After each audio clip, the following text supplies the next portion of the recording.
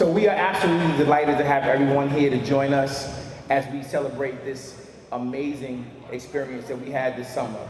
For the first time in the city, we had an opportunity to take a very targeted look at very specific populations in our city, individuals who have had hardships, whether it be law enforcement, whether it be victims of violence, and specifically provide an opportunity to give education and understanding so individuals are able to go out and prepare lives for themselves and continuously maintain employment and be ready to succeed. In the city of Newark, we have a population of over 300,000 individuals. You also know in our city, we have a very thriving economy with companies and businesses that are popping up every day. And what's key is that in terms of educational attainment of our city, we have just under a quarter of the people, or 25% of individuals in our city who have the requisite education and skills to be able to take this job. So the Safe Summer Academy is very important because we want to make sure that all of our citizens are fully equipped with what they need to be able to take those jobs and maintain them in their cities and provide for their families in the city of Newark that we love. Today we're going to celebrate, we're going to go over all of our programs and different things that we've done. We're going to celebrate our participants, our partners, our staff for the work that's been done. But there's nothing more important today than to understand that we're leaving here with more than we came with, and that's critically important. Before we begin and make sure that we start this off right, we want to have our invocation, and I want to now invite Reverend Louise Roundtree to come up and deliver the invocation.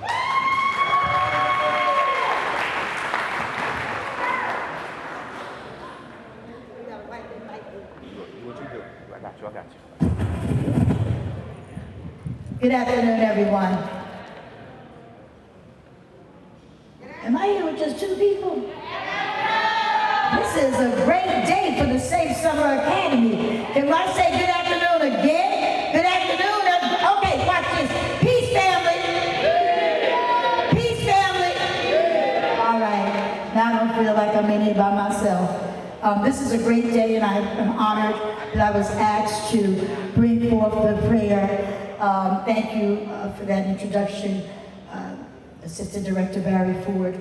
I do want to, before I start, say how grateful I am to God that the participants, Newark Street Academy, Newark Anti-Violence Coalition, REFAL, Headquarters, and the Hub, we give God praise for this is the day that God has made, and we're going to rejoice for the participants and the partnership. Did you have a great summer? Did you do some great things? So we thank God for that. Let us pray. Dear God, as we come before you on this glorious day, we come to give you thanks for this day because this is a day that we shall never see again. We come thanking you for every participant, each organization that has come together to bring forth a great thing.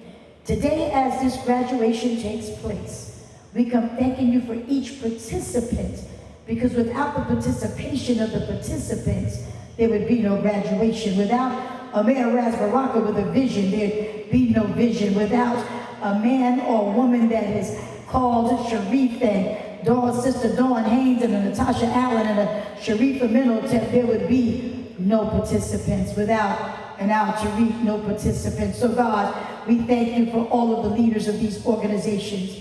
And without them, God, all of this I know without you would not have been made possible. So as we bless this event and we invoke your presence in this place on today, we come thanking you for each family represented here today. We come thanking you for chances, God. Chance after chance after chance after chance. We come thanking you, God, that just as you threw the stars into the sky, that you have positioned some stars here on earth, and today they will be graduating from the Safe Summer Academy. So we thank you for these stars, God. We thank you for the brightness that they're going to bring to the community. We thank you for the elevation that's going to take place in their future. We thank you for each and every one of them in their households, and we ask that you're blessed from the roof to the basement. We thank you for this place that we're in right now, that we know, God, without you, nothing is possible. With you, all things are possible. So as we come before your presence, we pray for over each participant, over each graduate, for peace, power, and protection. And with all of that being said, God, we know that there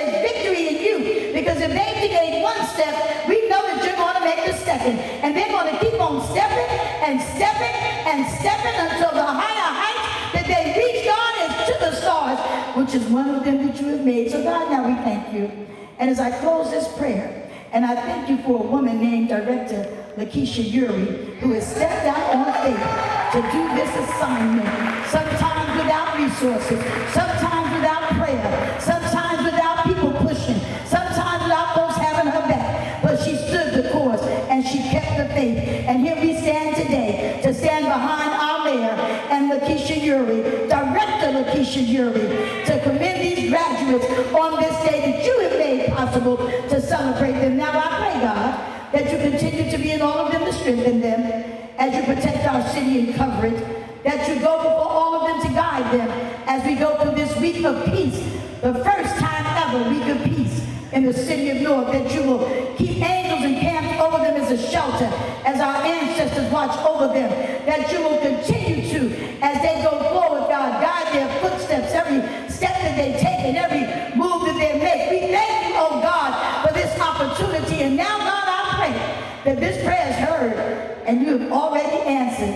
So it is and so shall it be. I declare and decree in the name of some who call you Allah, some call you Jesus, some call you Elohim, some call you Yahweh, but you are our God and our Creator, and it is so. And everybody say amen, amen, and I say, put your hands together for yourselves.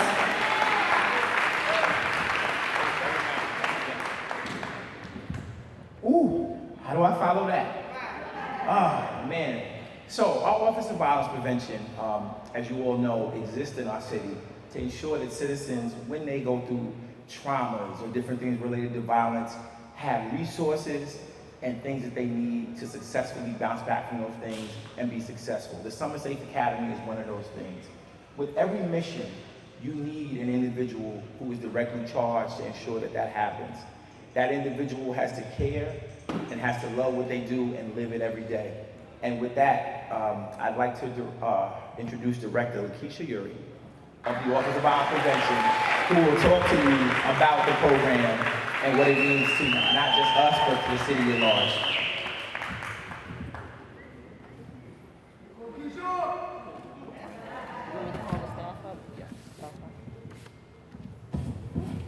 See how this works. Good afternoon, everyone. All right, we are here today, and I'm certainly excited. It's been a great 8 weeks, 7 for some, 6 for some, but it's been about 12 and 13 and 14 for the staff for prepping and preparing for this. And so I'm excited to be here today because we've never done this before.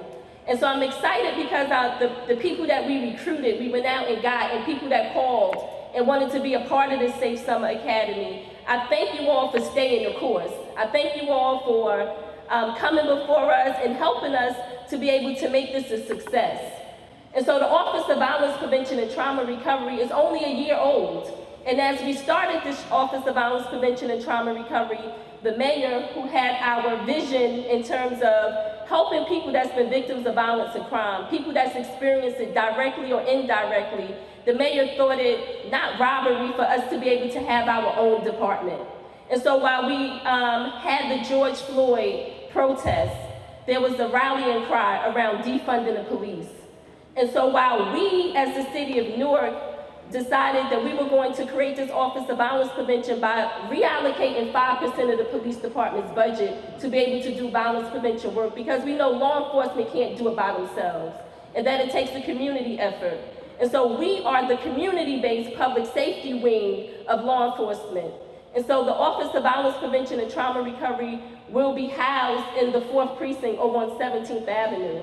And we're going to be building a museum of conflict resolution on the 1st floor. And on the 2nd and 3rd floors, we're going to have our violence prevention programming taking place. And so this is groundbreaking. This is game-changing. There's offices of violence prevention throughout the whole nation, but this one is not a token one. This one has the heart of the community at the center, making all of the decisions, making sure that the community is right at the center. And so we have the Brick City Peace Collective headed by Dawn Haynes. Is she here? No? by Dawn Haynes, where we have 16 community-based organizations coordinating every other week and every week to be able to make sure that we're reaching what we need to reach. And that's with the Newark Community Street Team. Give them a round of applause. The Newark Anti-Violence Coalition, round of applause. Newark Community Solutions, hospital-based violence intervention program. We have the Newark Police Department, our school, Newark Board of Education. So there's several organizations that come together to make this effort happen. And so while we have our Office of Wellbeing, we're building a anti-racism and hate crimes unit under this office. We have a VOCA team, that's with our therapists. So this team is rich. It's rich with so many different entities that we're going to be able to make change, and it's going to be a model for other cities to be able to follow. And so we're getting calls from all over the nation of what are y'all doing and how are y'all doing it. While we still have violence in our city, we still have shootings, robberies, carjackings, stabbings, we still have those things, but it's not at the rate that other cities have it. So we are working diligently to be able to work on crime and violence in our cities, but this program is one of the ones where we hire 120 people, right, who've been victims of violence, perpetrators of violence, who've been indirectly exposed to violence, who have family members who have had violence happen to them. And so we know that the cycle of violence is vast, where sometimes the victims become the perpetrators become the victims. We want to retaliate. We upset because our friends got killed. We upset because we got carjacked. And so we're intervening and getting to the heart of why people are doing things, right? The social, the emotional, the mental health aspects of it. And so under this Office of Violence Prevention, we have our 10 social workers that we hire. So for every 10 police officers that come under the police academy, we get 1 social worker. And so the police department put in 100 officers this year, 67 of them graduated, but we still got 10 social workers out to deal. And so the social workers graduated with the police. And so that's groundbreaking, that's never happened before. So our city is changing the culture of how we do law enforcement, of how we police our communities, and not how we police, but how we work with our communities. And so at this time, during the Safe Summer Academy, we have 4 sites. We had the Alkaline Express, the Hub, the Clubhouse, and Refoul. And so we were working diligently trying to figure out where we're going to put these people, how we're going to do this program. And so we did it, and so I'm excited. We had transformative experiences happening in these different locations. We had ages 14 to 17, 18 to 24, and 25 and over. And so we knew that we couldn't leave anyone out of the equation. And so we did life skills. We did vision boards. We had businesses that we created. We went on trips. We went to Dorney Park, to the movies. NSA, where's the North Street Academy? North Street Academy did knowledge of self. They took them to Baltimore, to the Black Wax Museum, and we're teaching knowledge of self to better ourselves. We know that if we know ourselves and we love ourselves, we're less likely to commit crime and violence against ourselves. And so, NSA in the back is we welcome their partnership. They came in and showed out. We certainly appreciate you all.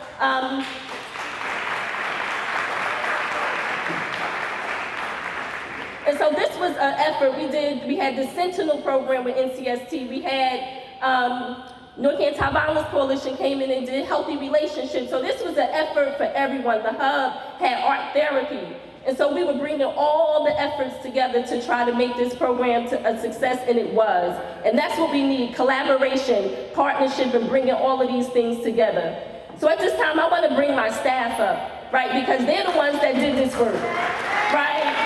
So I want everybody to come up right now. My Westward Victims Outreach, my Refoul team, my OWB team, my VOCA team. I want to bring all of my team up so we can see who is doing this work.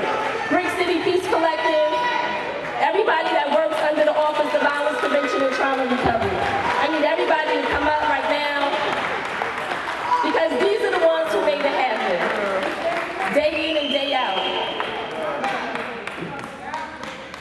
So this is the team.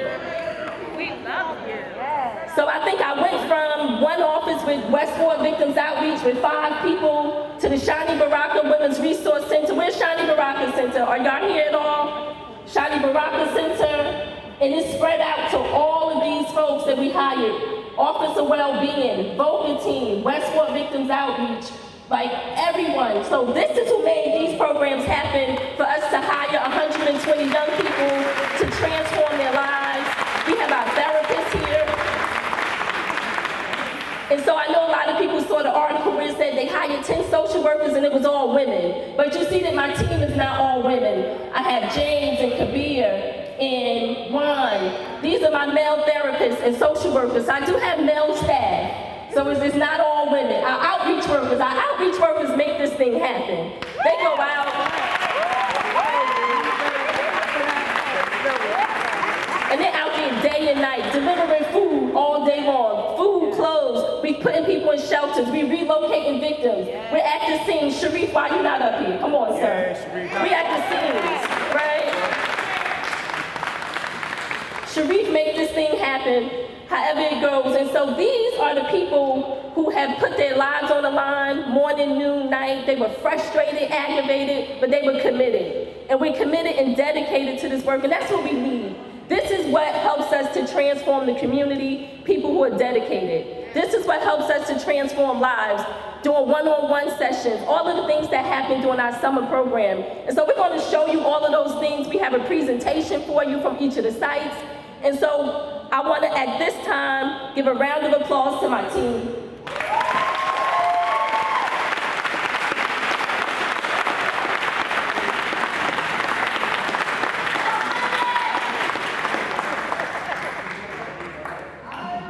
Okay.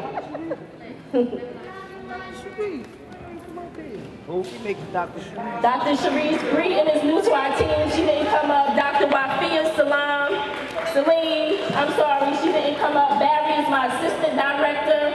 Farrakhan Durant is my assistant. So we have all of these people that make this thing happen behind the scenes that we don't know that happens. So at this time, I want to acknowledge our mayor, Raj J. Baraka, who's here, our chief of staff, Amiri Baraka, Jr., Dr. Wade, who are here. And I thank the mayor for having faith in me and believing in me and saying, give this job to Keisha, let her do it, right? I thank him for seeing the vision. I thank him for saying here and put all this in my lap and say, jump in the ocean. I don't know if you can swim. I'm not going to give you a life vest. I'm not going to give you any of these things that you need, but I'm going to certainly have faith in you, but I'm going to put people in support around you to make sure that you don't drown. And so I appreciate the mayor for having the vision, for believing in me, and for believing in us that we can do this, because this is game-changing. And I thank every one of you for being here today. At this time, we're going to bring on our mayor, Raj J. Baraka.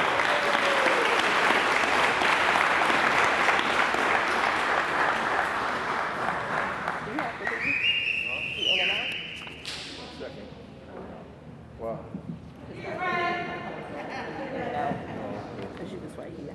Oh, okay. Let's give Keisha a round of applause, please.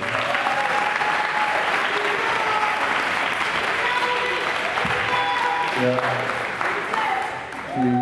She started bossing me around the minute I came in here. Listen, man, this is a big thing, you know, because people don't believe that we have the ability to help ourselves. They don't believe that, you know, the path that we've taken, we fall down, we make mistakes like everybody else does, that we have the ability to pick ourselves back up, that we have the ability to say we need help, to find another way to treat each other, to help each other, and fix our community. They don't believe it. They still don't believe it in the middle of all of this. To make this happen is big work. There are a lot of people who are waiting and hoping that this thing falls down. A lot of them people look like us. And some of them people, you know, out in the community supposedly working for the same things we're working for, but they don't want this to work. There's some people who benefit from the fact that we have problems. You know, there's a whole multi-million-dollar industry organized around the fact that we can't get it together. People making billions of dollars, their families go through college, they take vacation, they send their kids to expensive schools, they do all of these things because we have trauma that we can't deal with. Because we don't have any outlets or pathways, so 2-year-olds get shot in our neighborhood. People's grandmothers die on porches trying to have cookouts. 8-year-olds shoot themselves in the mouth by mistake in our homes. You know, we witness drug overdoses and all kinds of issues in our families and communities, and people expect us to be well after we've witnessed all of that. After we experience deep poverty and all of the issues that come with it, they expect us to be okay, and we're not okay. Just like a baby, when it's born, you smack him on his butt, it cries. If the baby don't cry, it's not healthy.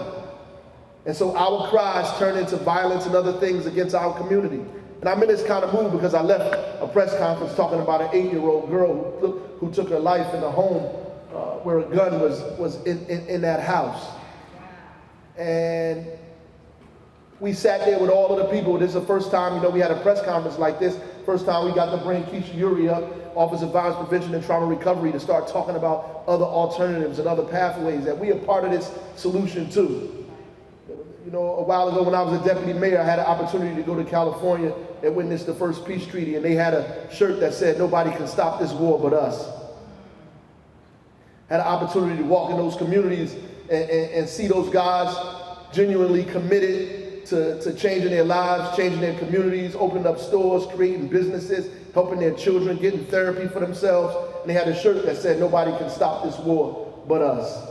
And I believe that nobody can stop what's going on in this community but us, the people in this room. And until you become committed to that, then we always gonna have these issues, right?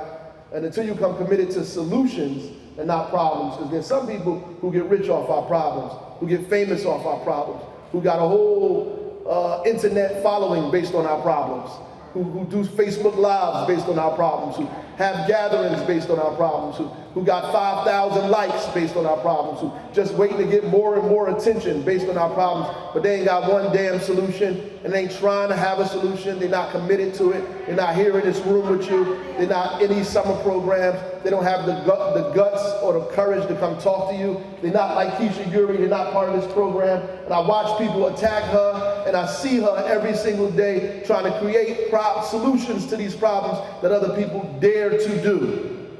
It's easy to sit in the back and talk and run your mouth behind a screen and run your mouth and run your mouth and run your mouth about what's going on and put these things up. It's a different story to show up, right? And I thank God for Keisha, because I can't always be there, but she there, right? She there. So, lastly, I want to just congratulate all of y'all. I want to congratulate all of the people that went through the program. I want to congratulate all of y'all. All of y'all. Yup. Because you ain't have to do it. I know it takes courage to do something different, especially when everybody's doing something else. To tell people you're going to this program, this event, this so forth and so on, when everybody else sitting on crates on Elizabeth Avenue, you could be sitting on the crate with them. You decided to get your butt up and come involved in this program. I pray that you met somebody, that you heard something, that you got something, that you grabbed a pathway, somebody gave you, put something in your brain to help you do something different, man. I love y'all, and you guys are the catalyst for what's going to happen next. You the first, y'all pioneers. So 10 years from now, when kids talking about, oh, I went through that program, you can say, I was the first one to go through the program when they even want the program. I was there first going through it, and I got a certificate and a shirt to show you. So God bless y'all, keep up the great work.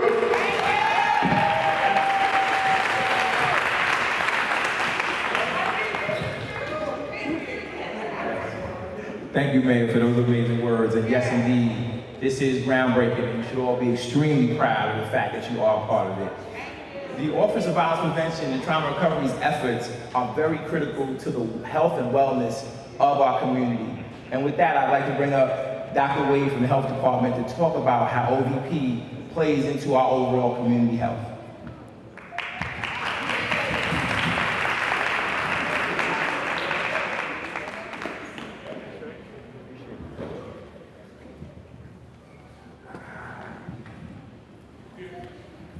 Good afternoon, Newark family.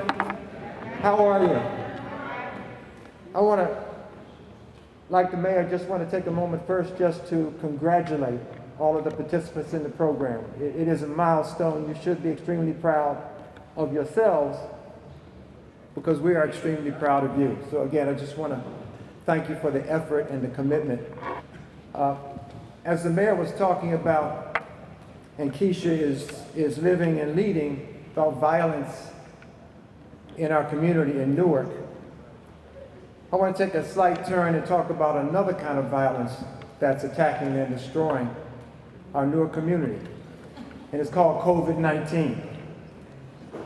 COVID-19 has been a destructive force for the past year and a half in our community, but we're not just taking statistics about what's happened. We've been, at the direction of the mayor and all of the city's leadership and our health department and our partners around the city, have been putting together programs in order to address it. And the hallmark, the foundation, the central part of that effort to protect us against COVID is COVID vaccination.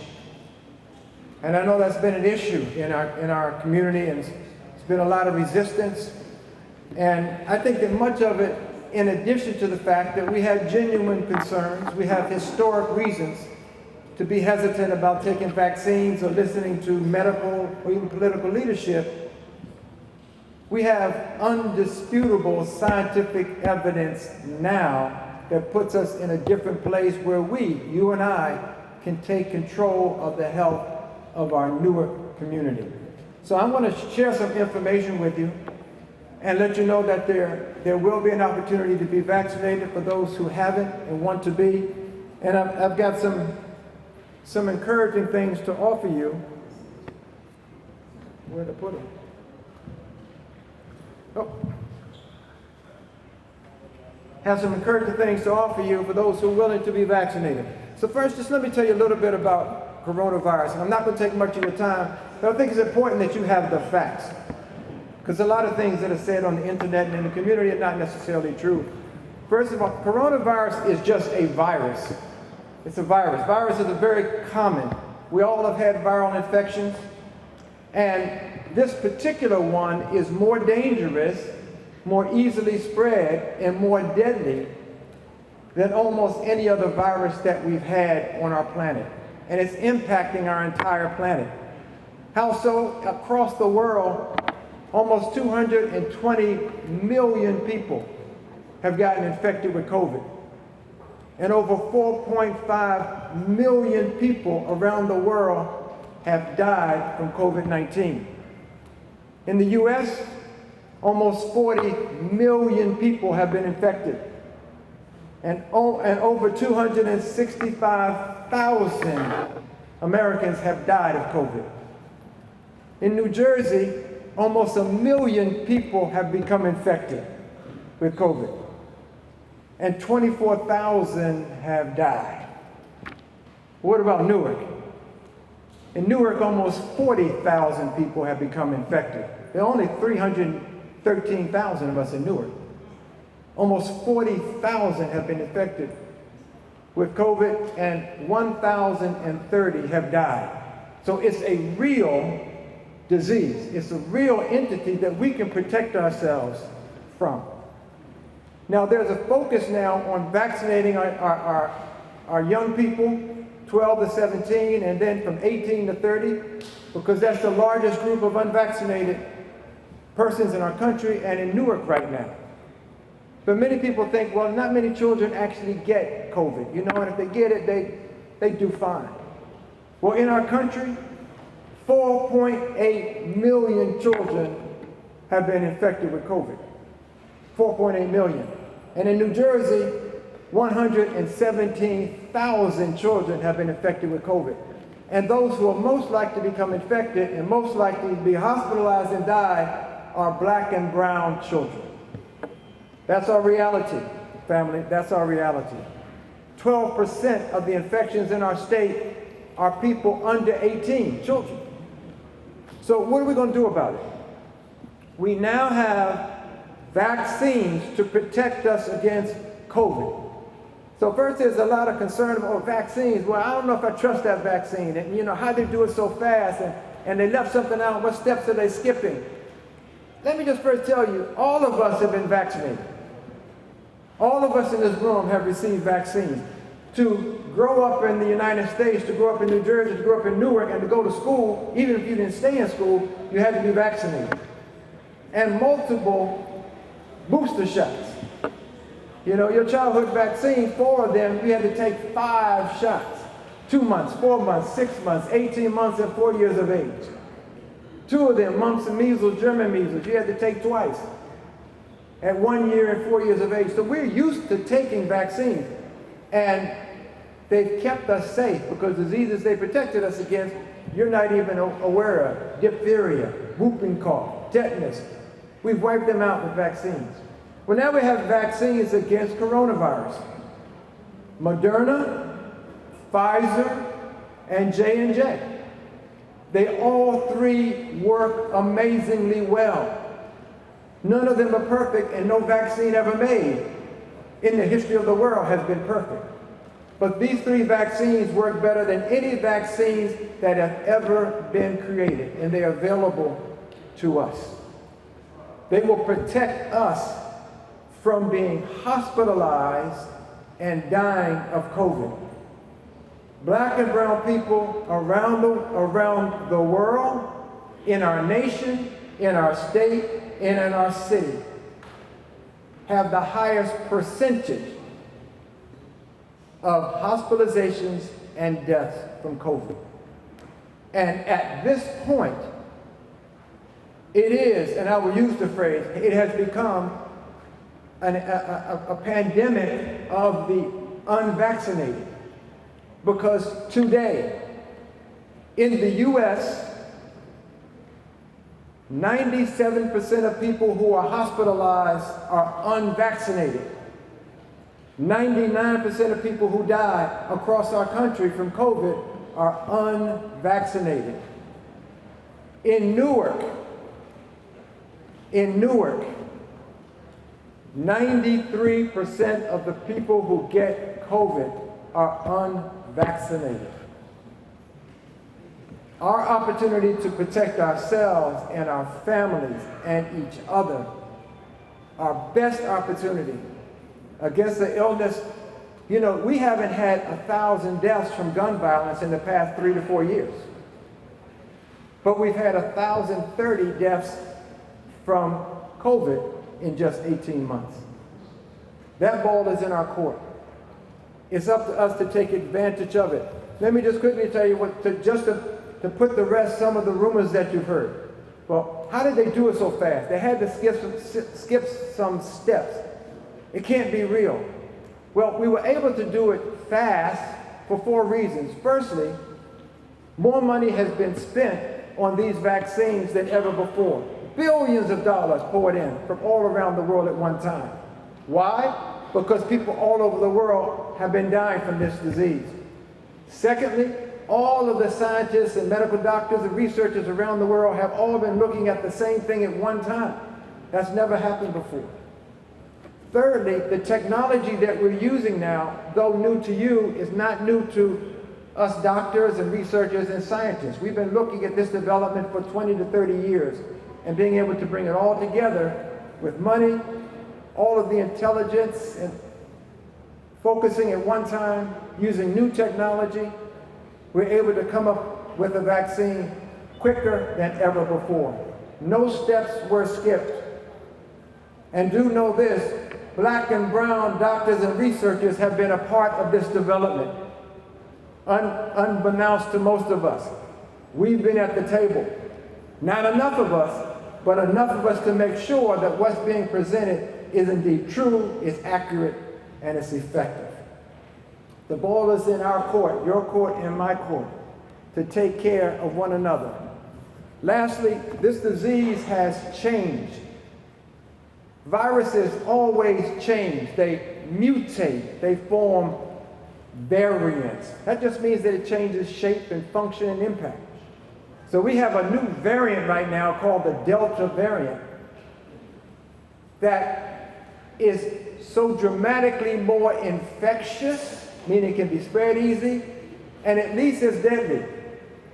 If you get infected now, it's a 97% chance it's this Delta variant, and there's 1,000 times as much virus or germs in your nose and mouth as for the original COVID-19 virus. It's protected, we are protected, however, if we get vaccinated. We gotta get vaccinated. Newark Strong is not only protecting us, one another from gang violence and shootings and stabbings, but it's being vaccinated so that you and I can stay safe.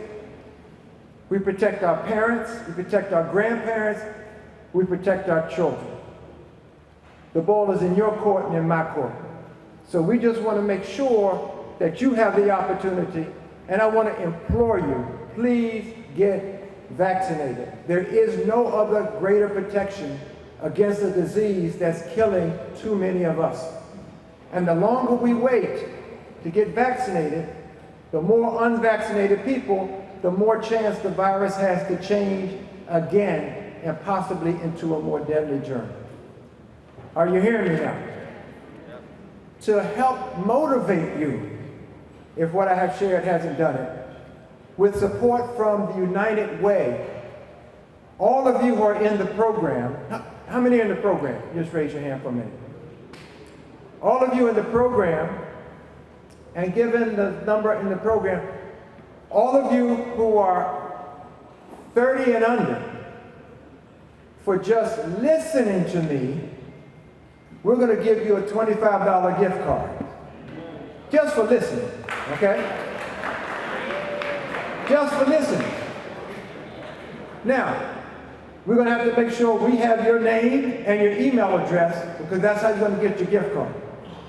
For those of you who are 30 and under, who have not been vaccinated and are willing to get vaccinated today, we will give you an additional $75 gift card after you take both shots. $25 just for listening. An additional $75 if you take both shots. That's $100 just to do what you should do anyway. But because we have this program, we want to extend that offer to you. So if you're willing to be vaccinated and you're 18 or over, you can just go out. At the end of the program, our health department vaccine team is out there and will vaccinate you right on the spot. If you are 12 to 17, we need a written consent from your parent. We can give you the consent and you can bring it back to our health department and we'll vaccinate you there. We're going to be working with Keisha and all of your partners who are up here to help get vaccinated your friends, your colleagues, because their life depends on it, and so does yours. So God bless you. Thank you so much for listening. Hopefully you will join us to truly be Newark Strong and keep us safe. God bless you.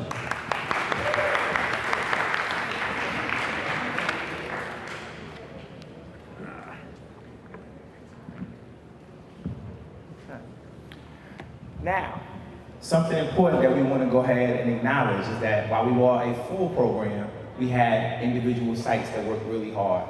And we want to give those sites an opportunity to talk a little bit about what they did and how their summer worked toward the success of the participants in our program. So first, I would like to call for representatives from NSA, the Newark Street Academy, to talk a little bit about your summer and what you did at the clubhouse.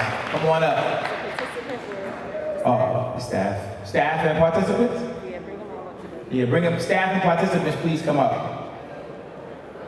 Also, as I look around the room, this is a nice time to remind everyone, relative to what Dr. Wade was talking about in our safety, everyone please make sure that you are covering your face with your mask. If you're just sitting beyond a large room, we want to make sure we keep everyone safe because while many are vaccinated, many are not. Peace, good afternoon. Let's try that again. Peace, good afternoon. Hey. First of all, I'd like to thank the city of Newark, Mayor Raz Baraka, the great Mayor Raz Baraka, the Office of Violence Prevention and Trauma Recovery, Director Lakeisha Uri, for having NSA and for allowing NSA to be a part of the summer, we call it SLIP, right? The Safe Initiative Program, we call it SLIP. So, you know, we thank y'all for allowing NSA to be a part of that. Now from NSA was created, a city program by the city and mayor, and we are a re-engagement program for the disengaged youth between 14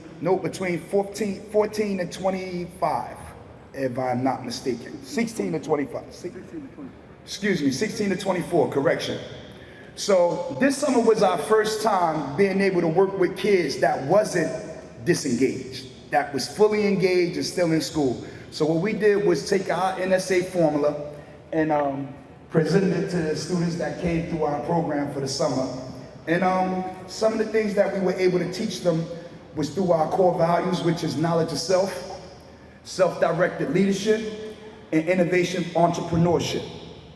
So during those 7 weeks that we had the students, you know, we were given a task to get them to understand anger management, stress management, coping skills, again, knowledge of self, independent living skills, social emotional learning skills, conflict resolution, and not last but least, but financial literacy. So with those topics, we were able to come up with a formula to be able to provide and service the students that came through our program with.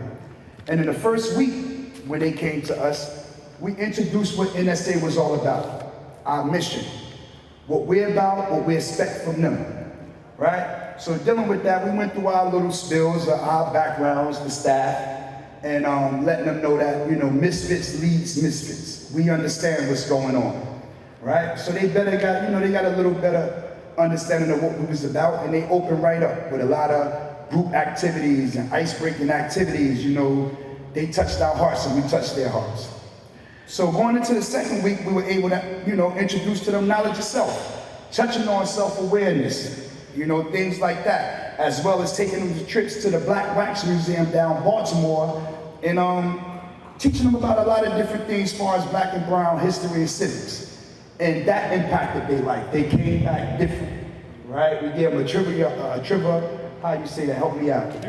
Trivia hunt, right? To find out these particular things within this Black Wax Museum, and they was all over the place and they had a ball. Y'all just bear with me, I'm gonna, thank you, a round of applause, yes. And bear with me, I'm gonna stumble over my words a little bit, but y'all know what I mean. Right, so that was the second week. And then going into the third week of the summer program, we introduced to them innovative entrepreneurship, to where they were not only able to work with Dr. Jamila Davis, who was getting them prepared and selling things in business as far as themselves, but as far as NSA, we were able to bring a different perspective to them. We had them create lemonade stands, right? And they went into the ingredients, from being able to advertise it, to being able to say what's in the lemonade, all these different things that did not last but least, but to go outside and engage in the public in getting rid of their lemonades, right? So they were able to come up with these two teams, and we got all kinds of donations, police officers, fire departments, the locals, you know, they did real good. So I think by us just introducing them to that core value from NSA, helped them out a lot, right? What would y'all say? Would y'all say helped y'all out a lot? Sad, what you think? Do you think they helped y'all out? So they're running all over Urban Turner. They all the way down 18th Avenue stopping cars and trying to get people to buy lemonade off of buses and things like that. So they had a real good time.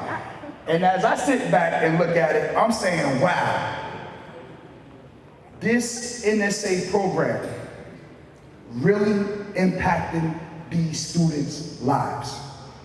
Right? Because day one, they come in, they wouldn't speak to each other. They wouldn't sit by each other. You know, you got your little groups, you know, your little cliques, your little homies. But going into that second week, oh man, it was all over the place. Yeah.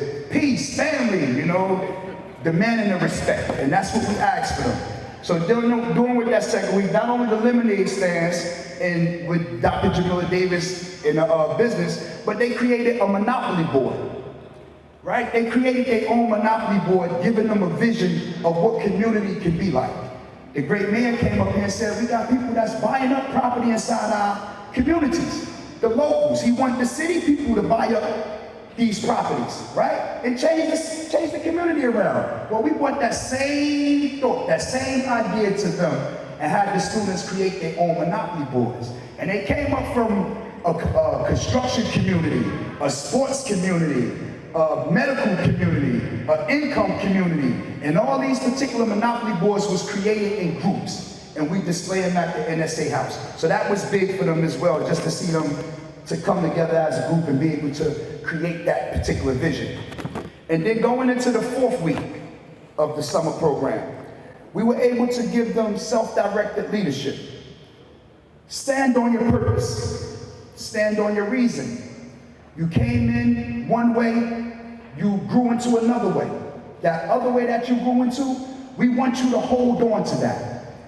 So when we giving them that particular core value, we telling them, don't just come to NSA in the summer and hold on to those purposes and reasons. When you go back to your prospective schools, you take that with you. What you learned at NSA, you take that with you and you teach your peers. You let them know what NSA taught you. So we didn't have you come to NSA and enroll inside our summer program to get all this information and for you to leave us and just take 3 steps back. So we stay in touch with them and make sure they're on top of their game and make sure they're spreading that love. And this is what NSA is about. NSA is about love, the highest level of understanding, something that you can give. If you lead with love, 9 out of 10, you're gonna get to the core problem. Or what's the distraction? And we're gonna be able to come up with a solution, like all these city programs coming together for one cause. That's a solution. And we got to stay on that course. We got to keep that course going, right? And with self-directed leaderships, we tell our young students that came through our program, y'all got next. Y'all got next. NSA staff that's created it ain't gonna be here all day. They ain't gonna be here forever. Right? And y'all gonna have to step up in them shoes and take course and stand on purpose. So yes, my staff, anybody have something to say? That's basically what NSA was about. Any questions? Got anyone to add on? We're good?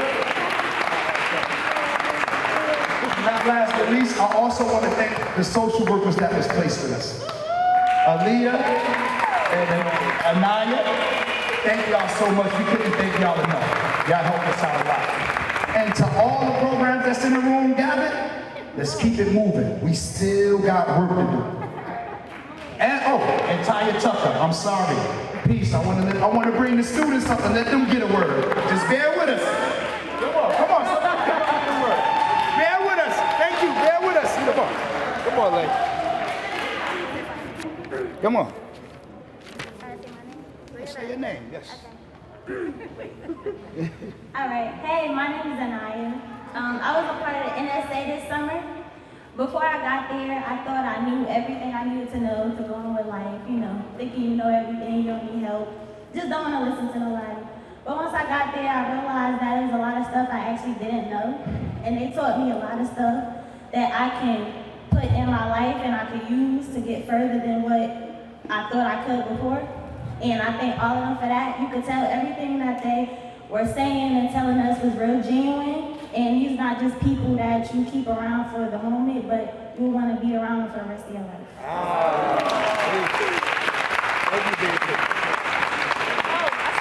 They want to wrap us up, so say something real quick, lady, and then we got to get out of here. So go ahead, say something. Go ahead, say it. Come on, speak from the heart, lady, and then we're going to get out of here. Don't forget to say peace. Peace. My name is Jalea, and one thing that NSA taught me is that it's okay to make mistakes, but it's better for you to get back up and keep trying your best. Peace. Thank you.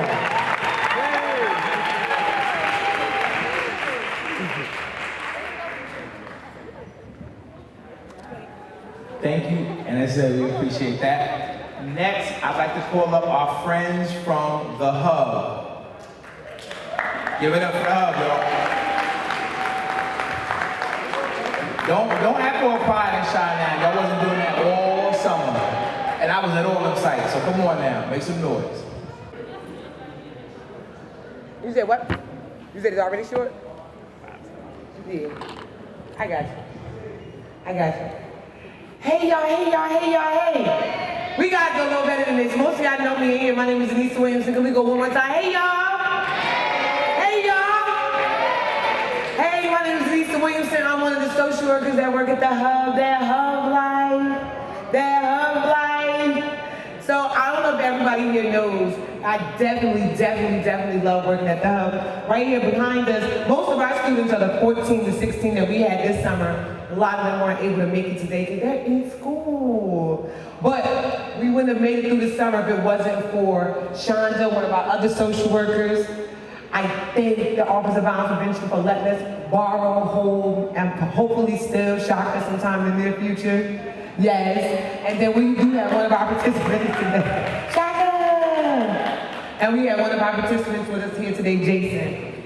But I wanted to just come here. Unfortunately, I wasn't able to show you guys our slideshow, but I wanted to just give you a couple of highlights about our summer and what we do at the Hub. So I think most of you may know, but I'm going to tell you anyway, that the Hub's mission is that we increase opportunities. And how we do that is through programs, services, and events by way of entertainment, education, and empowerment. What does that mean? I know everybody's wondering, because you've heard people say throughout the day that we do art, right? So we do interest-based mentorship. Within that interest-based mentorship, we do the arts.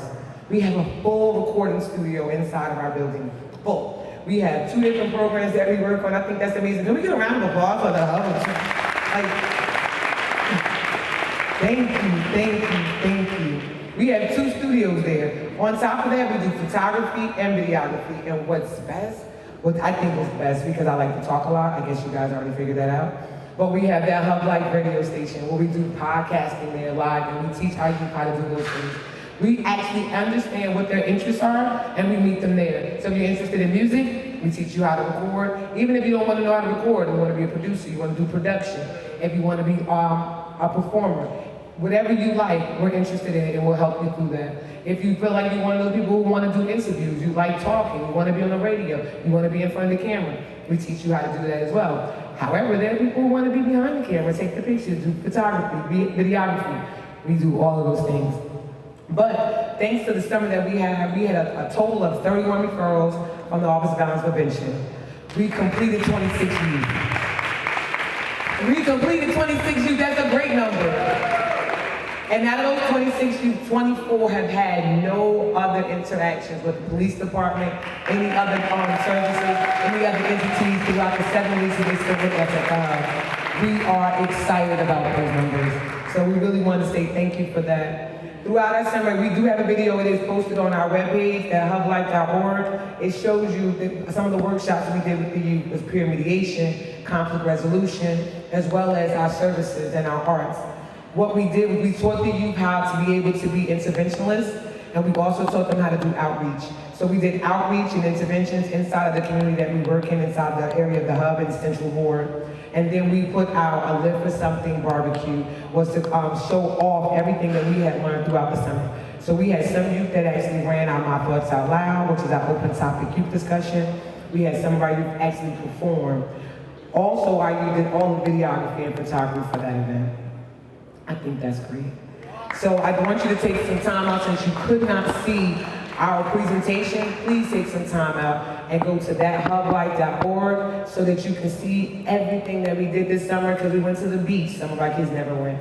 We went to the park, we went roller skating, we went to Dorney Park, we went to the movies. We kept it moving. We sat still very little. So thank you very much for allowing me to take some of your time. I hope I didn't take more than 6 minutes. I think I did okay. Shadi, you had something? All right. Jason, did you want to say something about your summer? 1 minute, 1 minute. Anything? You want to say anything about your summer? No. I felt like that was a drop the mic kind of moment. All right, thank you for having us. Thank you for always being here. I hope to see more of you for the summer. Thank you.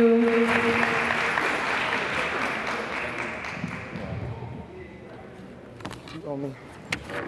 I know. Please don't trip me. I'm gonna try not to. Okay, before we continue with the site overviews, we want to take an opportunity to just talk a little bit about just public safety in general and how OVP plays a part with our law enforcement daily. So with that, I'd like to call to the front Public Safety Director, Ryan O'Hara.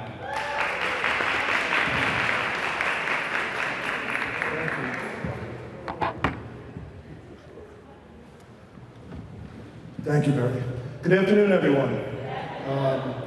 Just wanted to start off by thanking our mayor for his incredible leadership in creating not just this program, but our Office of Violence Prevention, and all the incredible work that's happening with Director Uri and her Assistant Director, Barry Ford, and Dr. Wafia Salim for this program, and everything that you're doing. Also to all our partners in the room. I see Damon back there with the street team. I know the hub is here. So Mitty was here before, the Street Academy. You know, the work that you all are doing is absolutely incredible. You know, you're helping to change lives, you're helping to save lives, and it's absolutely, absolutely invaluable. I want to give honor and salute to all of you who completed this program. You know, it shows that you all have an unstoppable vision for a better future, not just for yourselves, but for our city. Your determination to see this through to the end proves that you will not allow anyone's past or what anyone may say about you to define who you are or what your future could be. And you're absolutely committed to overcoming obstacles that may be before you. So I just want to applaud you for your hard work, for your determination, for the discipline that got you all here, and that it took to complete this program, and offer our congratulations. Thank you.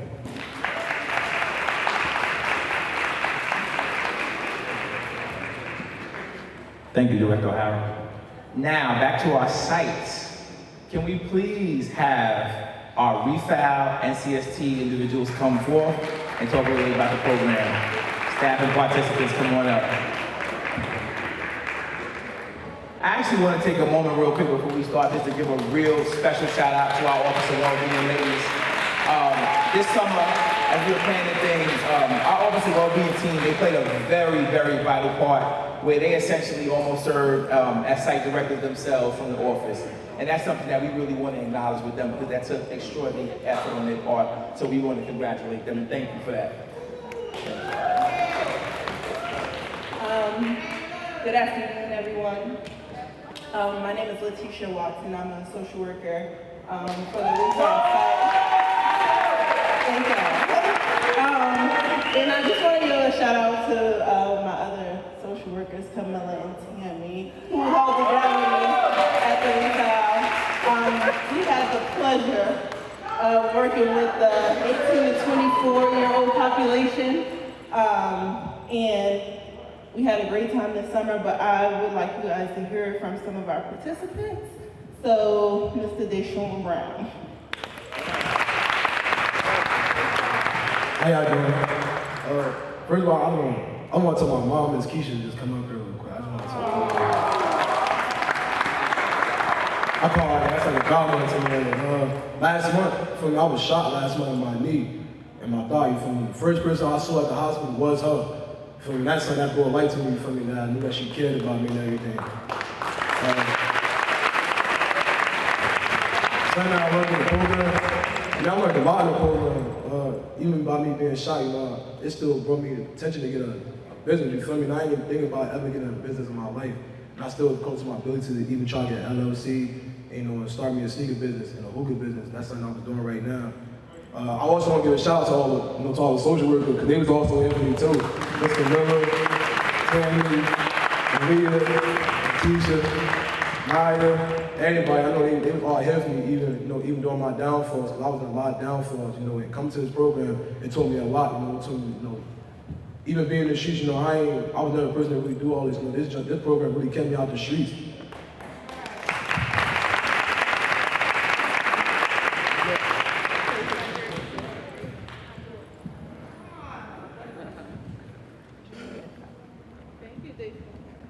Good evening, everybody. My name is Denise Stewart, and I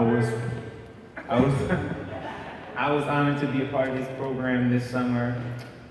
Just to speak on behalf of it, I feel like the motto I could say like in one word for the program was growth. Because coming into this program, I didn't really know what it was going to be about. So I was just like, all right, I'm just coming to make some money, da da da da. But in the end, I feel like I've grown into a person that's able to go into the future and just be my best self. From Lakeisha, Anaya, to Camilla, to Tammy, to Leah, we all came together every day, even the people, even Christopher, everybody, of coming in, being able to just talk everything out, from Dr. Wafi, the healing circle, everything. I feel like it was a big part of my growth process for me to get back into school, because if it wasn't for them, I wouldn't be able to go back to school in Montclair State in a fall semester. So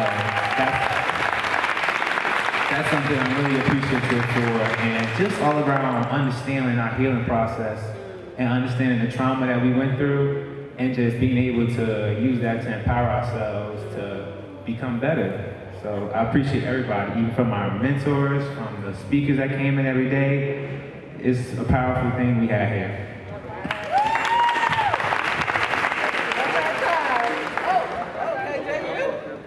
Like I said, ain't no fun if Reef out there. See, actually, I'm confident, so I ain't nervous to speak to none, even if it's 1,000 people in the crowd. So I like to say I'm very thankful for this, like, especially for my peers, social workers.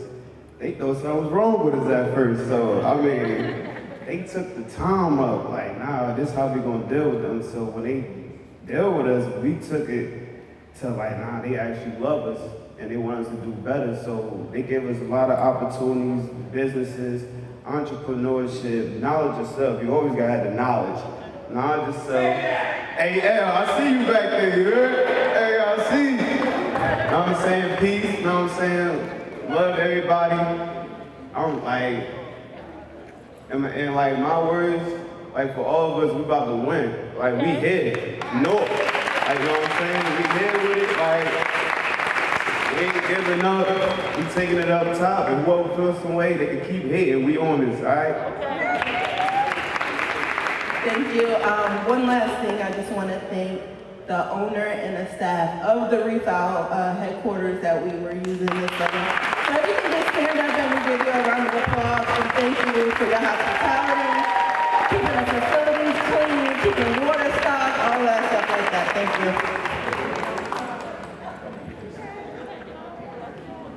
I gotta bring that energy. Oh, I gotta bring that energy. Like, oh, funny. Okay, and last, but certainly not least, we want to bring forth our Alkaline Express crew. Come on up. Let us know what you're doing. So I need a green.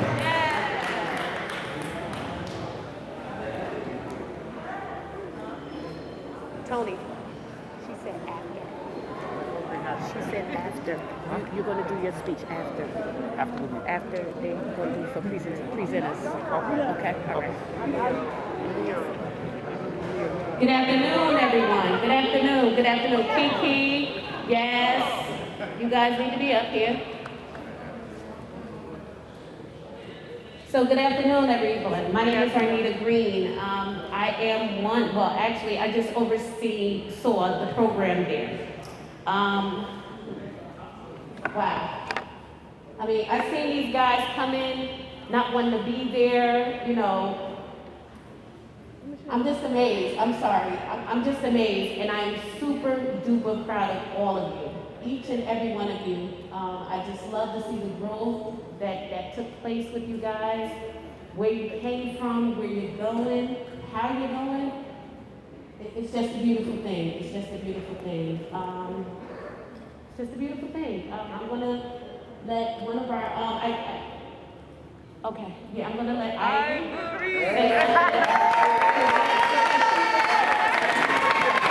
She was the mama of the group. So we're gonna let Ivy say something about what we said. First of all, I'm not the mama. Miss Sharon is the mama. Auntie Ivory. Miss Sharon. She said she don't want to do it. She said she don't want to do it. Come on. Just come right here. Come on. Come on, Miss Sharon.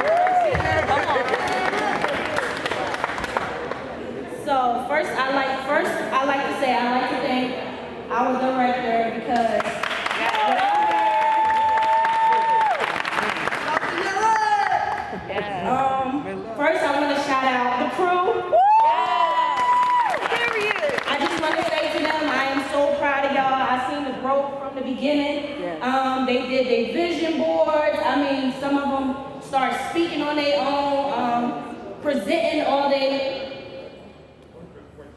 Oh, I'm sorry. Oh, God.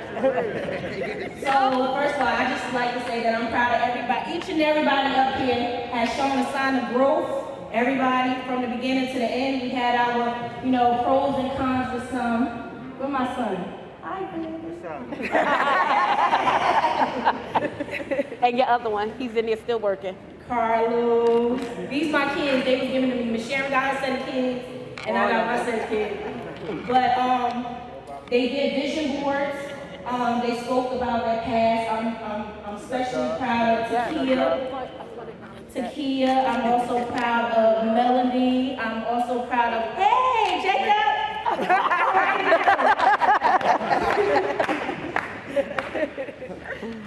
I'm proud of Dominique. I'm proud of everybody up here. Yes. Everybody came a long way and done a great job. Yes. They're doing great things. A few of them was hired with the city of Newark. A few was able to get jobs to start a fresh beginning. We working on a few, but we gonna get that done, right? Yes. All right. So I would like to have some come up here and speak. You want to speak? Yes.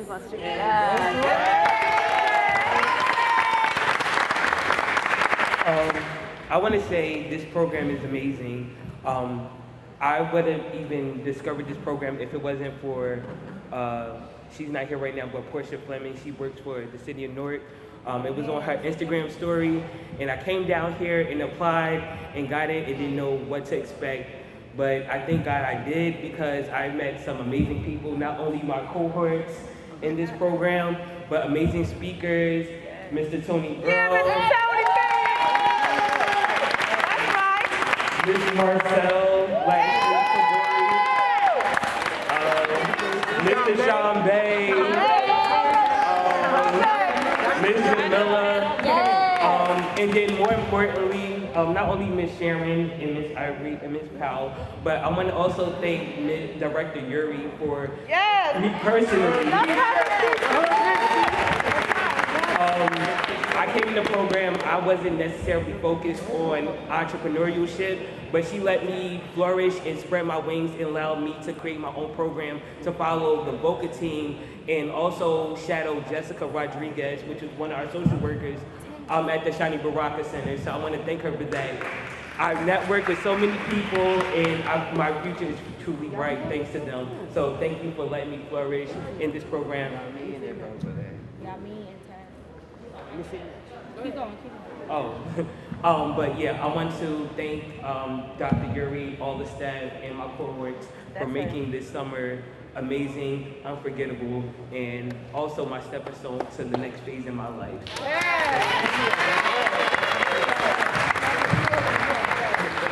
Everybody knows me as Dope Boy, but I'm Brandon Lord. I want to thank Sean Bay, the Hood Hunt, Lakeisha, Miss Jamila, Miss Marcel. Yeah, I call her Hood Dixie. That's her name.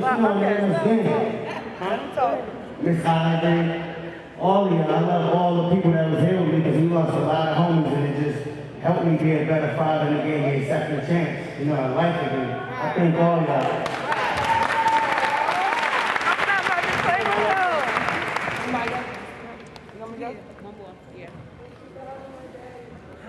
I mean, they say I talk a lot, but clearly they ain't get enough.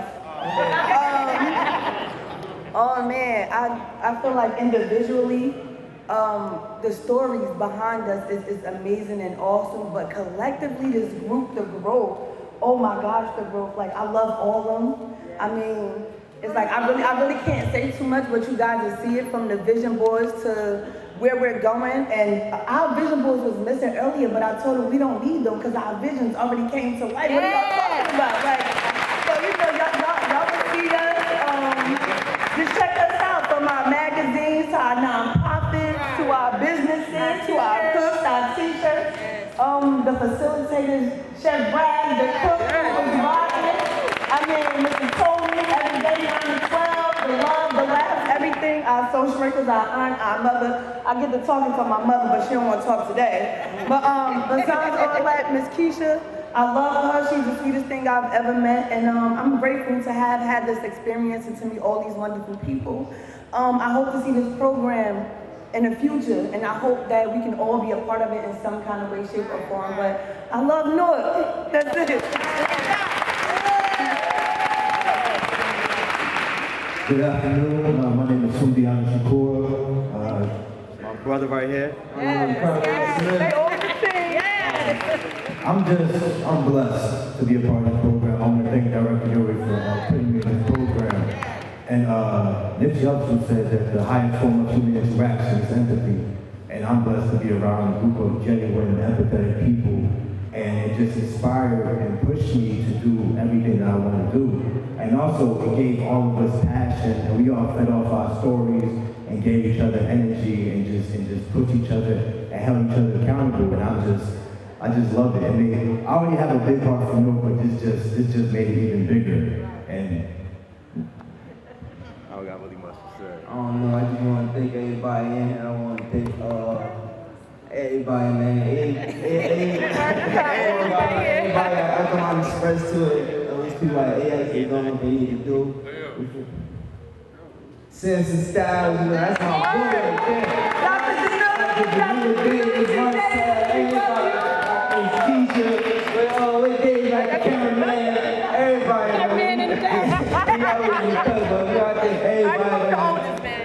You 20, you got that. You can do that. Thank you, Alkaline Express. We appreciate y'all. Thank you.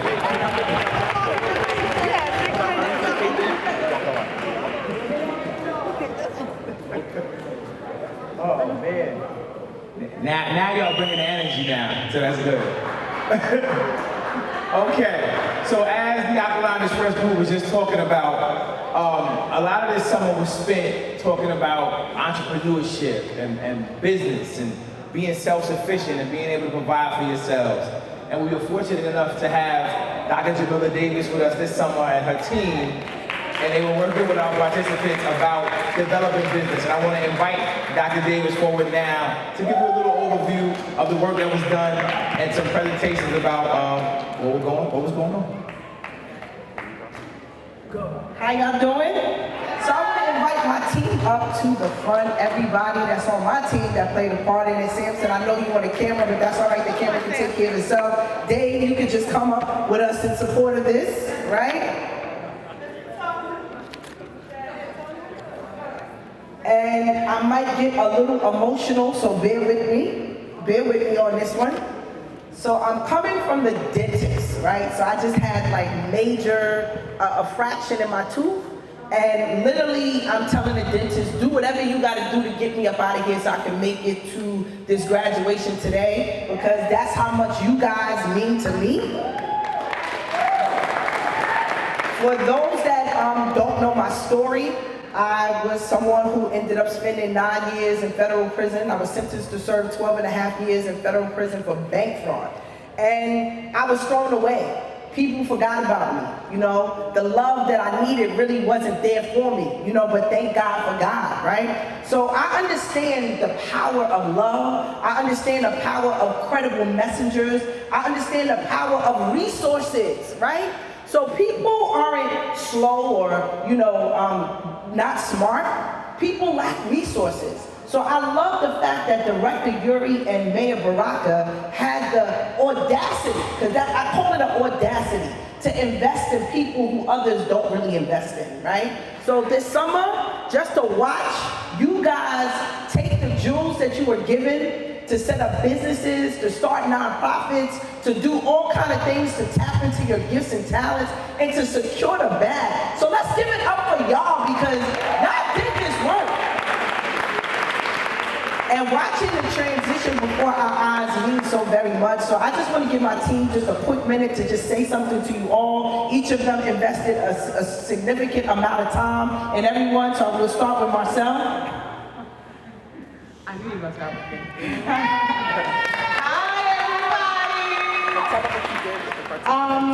I'm gonna tell you, this has really been, I tell the Alkaline family all the time, like, y'all give me life, right? I'm supposed to come and I'm supposed to invest and deposit in you, and you completely deposited and invested in me, and it was a reciprocal exchange. So we are family, and this experience, not only, it blessed you, but it also blessed me, right? I was responsible for teaching the economic empowerment and financial literacy portion. Who know about money in here? Y'all know about money? And our approach is a little bit different, right? It's project-based, it's experiential. That's one of the things that, you know, Dr. Jamila lives by, right? The results, right? We're not just talking about it, it's not just practical, but we're not just in theory, it has to be practical. And so when it comes to financial literacy, one of the things that we address first and foremost is our relationship with money, culturally, right? And we have to redefine our relationship, and we have to rewrite the narrative of how money affects us culturally. And so not only did we learn about budgeting, and not only did we work on our business plans as far as our budgets for our respective businesses and our lives, but we also participated in a program, an activity to create our own financial literacy magazine, right? Called The Legal Hustle. Because we're hustling, but we're doing it legally and legitimately. And in this magazine, you have the stories of many of our participants, right? Because we wanted to give them an opportunity to be heard and to be seen. And we wanted to make sure that they knew and that everybody knows that they're worthy and that they have a story to tell, and there's something for all of us to learn from each other. That is the beginning of cooperative economics. That is the beginning of us working collectively as a family and as a community, and that is the beginning of us growing together. So I encourage everyone to go anywhere around here. You'll see these flyers. Please scan the QR code and it will take you to our magazine. And you'll see all types of features from Sunduada to Mel to, sorry, Sundiata, to everybody's in there, right? And who isn't in there right now will be in there in the digital version, because we're always open, we always have opportunities, and we are continuing to work together as a family and grow. So I'm so proud of each and every one of you. It's not my time, I need to pass the mic, so, but thank you, congratulations. Tony?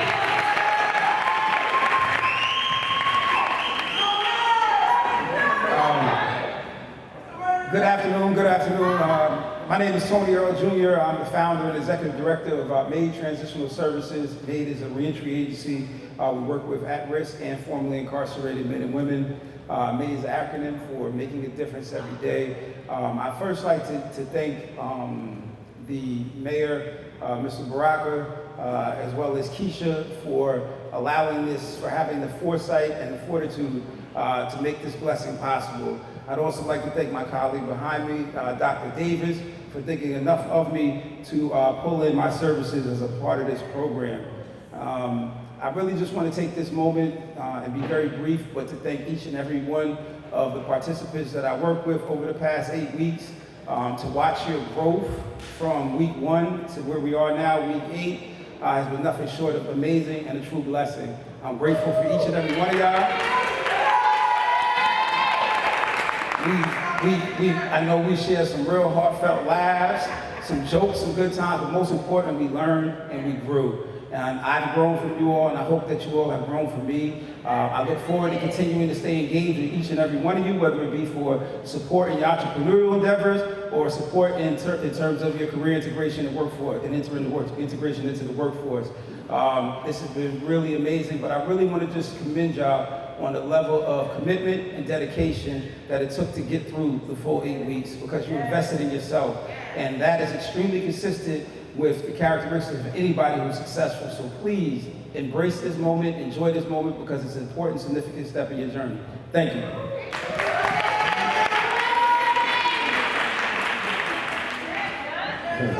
Peace, fam. I want to just thank all of y'all that participated and believed in yourself and brought yourself down and first. Because none of this would be possible if you didn't have the initiative to do better. And I want to thank Mayor Baraka for even having the vision and believing in his people like this. You know, that's love. That's some real love. I want to thank Queen Lakeisha Uri, to put this together. I mean, this is a lot of work. You don't know. I couldn't even think about that. And Dr. Jamila T. Davis, I mean, she got her doctorate and then came back, and she's behind so many other facilitators here to make sure that it's going the right way, that you're learning what you need to learn so that what you're learning can be materialized and setting your vision high. She motivates anyone that gets in that movement.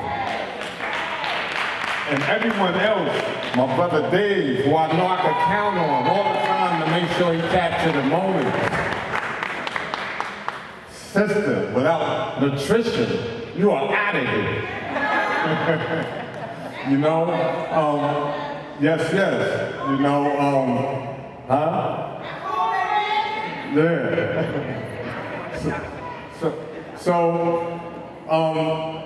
I was able to watch y'all in a more intimate way than the average people that's even involved in this. I had to edit and we put together an 11-minute piece, which could have easily been a half an hour to an hour on the work that you guys are doing and that what's happening with the transformation in Newark.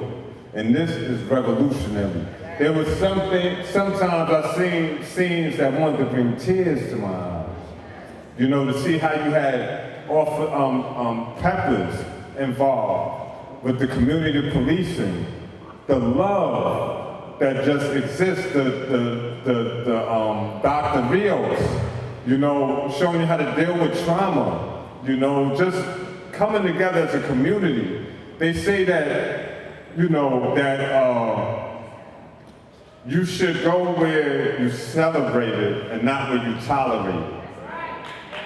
And the way Newark celebrates is Black people, man. It's not nothing like it. So definitely, where they can see the documentary? And we're gonna view it in a minute. Oh, okay. So y'all gonna be able to see this? Yeah. So that's all I have to say. Watch us work. Hello everybody, I'm Chef Raz. I just want to thank the community for having me.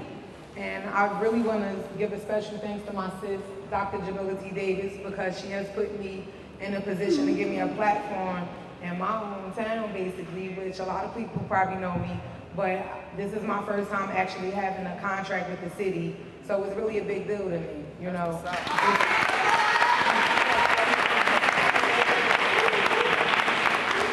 And I just want to say, she's really bringing some opportunities, you know, to these areas, not just North, but East Orange, and I'm quite sure plenty of other cities to come. She gave me quite a few opportunities this summer. I'm quite sure she kept a lot of people out of trouble because she has no idea. She kept me out of trouble as well. So I just want to thank the community, and I'm happy that everybody was pleased, and it definitely was a learning experience, and I plan on taking it even further. Thank you. Newark, what's up? What's going on, y'all? My name is David McFly-Mims. I do film, music, all that stuff, but the most important thing is that I love y'all. I come all the way from Harlem over here. You know, this is a special place. My mother passed away 9 years ago, and before I was born, she lived in Newark. And every time when I'm here, I feel the spirit of everyone. And I have it's just like so special. And the thing is that we're in this together. And if you're not a part of the solution, then you're all part of the problem. And in New York City, I work with anti-violence organizations, Street Corner Resources, that addresses the gun violence going on in the community. And the violence and problems, hardship is everywhere in all of our hoods. So we have to definitely stick together, show love. You have to be in this, you have to have a heart to help your people. And I love y'all. So we're not going to keep you. We're really excited about the presentation of the short documentary that you're going to get to see. We also want you to know that this is not it. right? So we're thankful that Director Uri said that this is not it, it's not over. It's not 8 weeks, here you go, here's your care package, and we'll see you later. This is something that we really want to continuously do with Saturday check-ins to see how you guys are going. We also are going to end up doing something with the pop-up shop to show all the businesses that you guys created. So we want to say farewell, but not for long, okay? We're going to continue to stay in this work with you. We're going to continue to provide you resources. We're going to continue to bring people that will inspire you, uplift you, and help you to become better. So thank you all for having us, and Barry, I think he's going to set it up so that we can take a look at the documentary. And don't forget, to make sure you scan the barcodes, we're going to make sure we put one on each table that's in here. We have enough. Scan the barcode, and not only will you be able to see the documentary now, you'll be able to show your family members a little bit later, and you'll also be able to look at the whole entire magazine as well. So we're going to make sure that we get barcodes on each of the tables. All you have to do is scan it, and it'll pop right up on your phone. And there's also a link inside of the magazine that will take you directly to the documentary, so you can share the work with others. And Barry, we're going to pass the floor back over to you.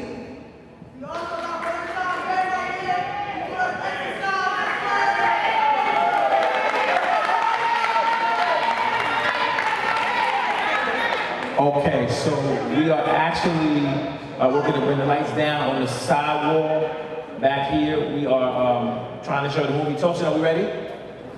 Okay, so what we're going to do is we're actually, shortly, we're going to put this on in one of the classrooms here at the Trek. So the movie will be on and playing. So as we eat and we get into that portion of the program, you'll be able to go into the classroom and see the movie. You can see yourselves in the movie if you're in it. So we're going to set it up in the classroom, and everybody will be able to go in and out and see it as you feel. And again, we do apologize for the technical difficulty this afternoon. At this point in time, we are going to move to the major part, and that is our awards and presentations.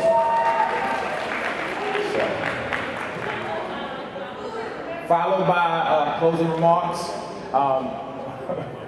from Minister Abdul-Haq, and we are going to eat. Okay, who you want to go first? So, NSA. Okay, first we're going to have Miss Zanaya Hinton. Is she here? Okay, next one is Yane Beecham. Okay. Parfait. Xavier Parfait. Xavier Parfait. Keep going. Stephanie Shadande. Nevaeh Fordich.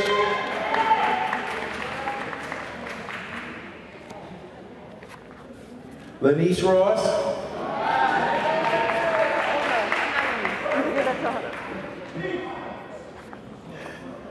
Jalea Gordon.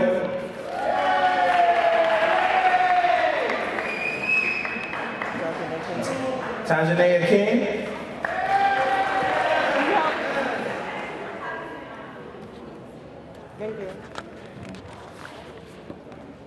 And Dia Thompson.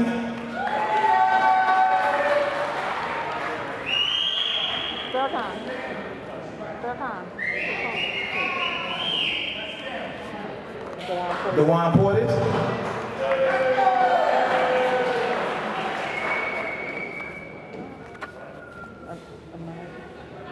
Anijah Barnhill. Anaya Barnhill.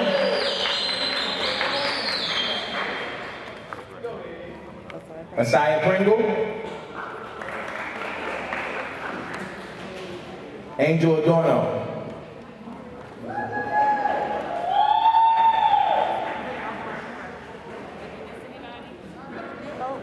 Did we miss anyone? All right.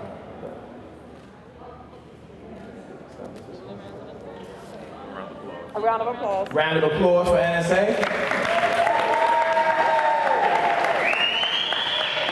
that what you meant? No, thank you. Hold on. We'll add them to the list later. We'll add them to the list. What is it?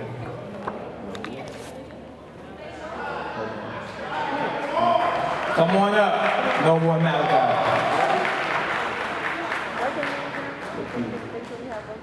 The LeQ family, come on up. Get in there. You don't have it. All right, I'll make it one minute. Okay. Next, this is, who is this? The hub?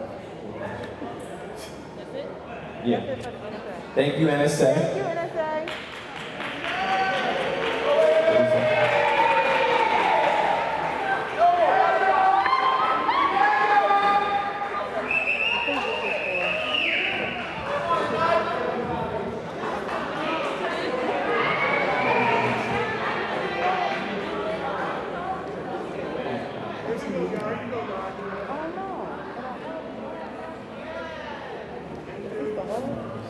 Yes. Next, the hub. Ahmed.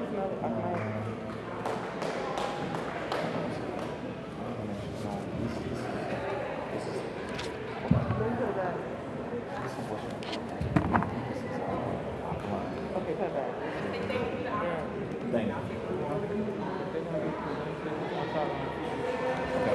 They're gonna go on the TV. You want to see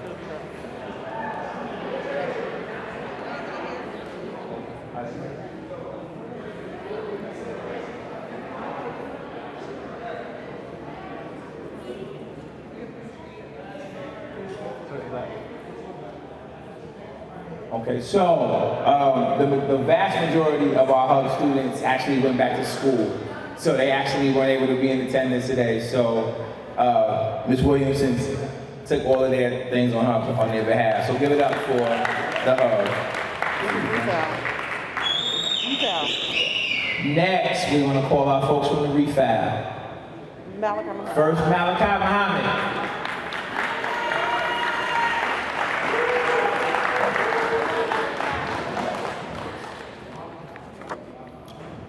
Nafis Coleman.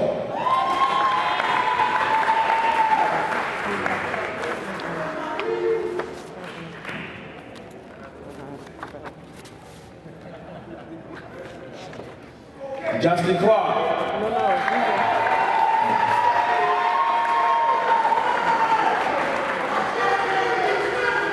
No, those aren't it. Those are superlatives.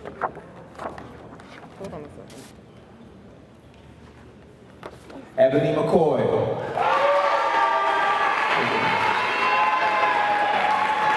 Okay, my feet. Yasmin McQueen. Yasmin McQueen. Jeremiah Bird. Yasir Manley. Jeremiah Black. Elsie Brown.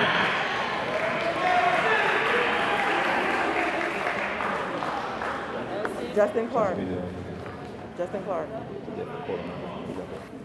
Ebony McCoy. Ebony. Justin. Give Justin. Jameer Hanson. Jaheed Rigby. Nadri Stewart. Wait, come here. Which one?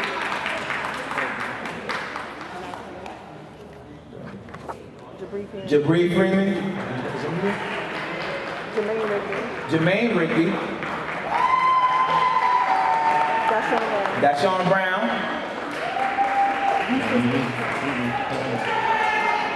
That's all. These are the superlatives. Thank you. That's the refab. Who we got? Who's there? Who? Oh, Isaiah Williams for Isaiah.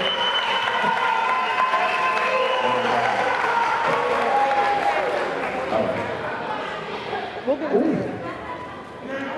So these are. I told you to know outfits and superlatives. I told you I was getting certificates.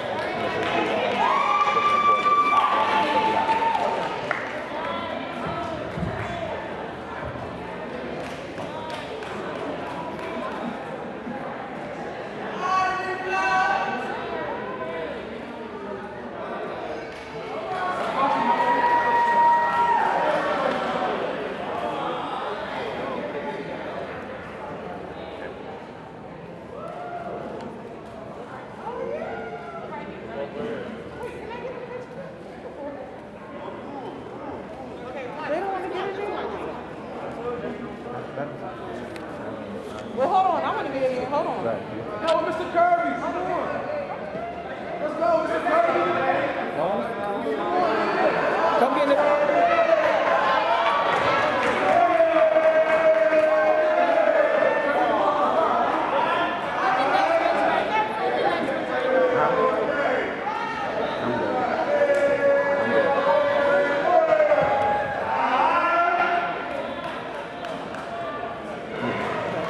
Okay, and last but certainly not least, our folks from Alkaline Express.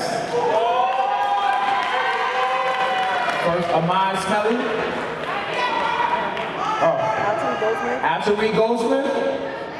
Keep going. Going. Kareem Guilford. Kareem Guilford. Wow, I was gonna do it. Kiana. Kiana Collins. Keith Simmons. Andre Lotus. Andre Lotus. Takia Reeves. Takia Reeves. Wanda Rooks. Sandiago Secure.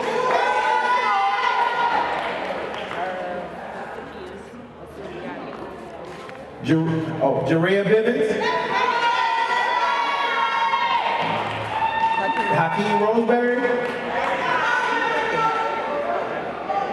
Dominique Ellis.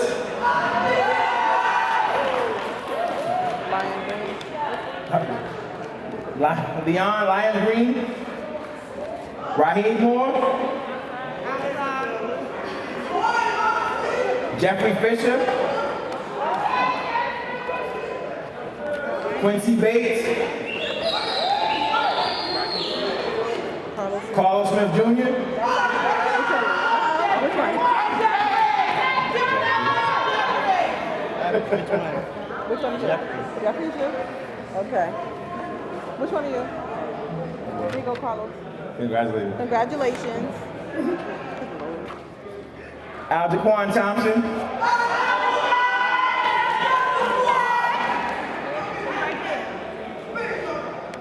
Congratulations. Javon Merritt. And Sharon Merritt. Congratulations. Brandon Lloyd.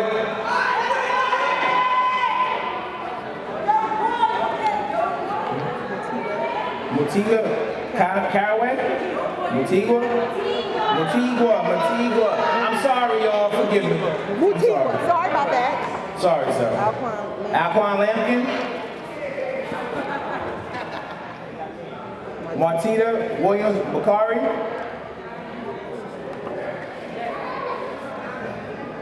Ruel Moore. Yamin Moore.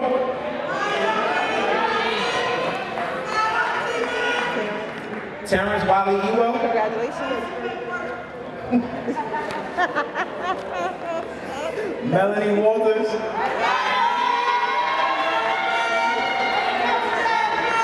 Congratulations. Yasmin Martinez West. Takiana Walker. You say yeah.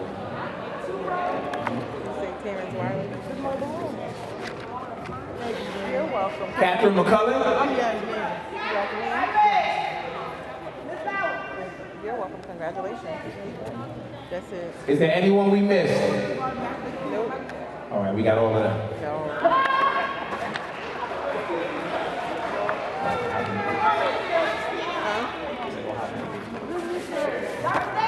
That's it.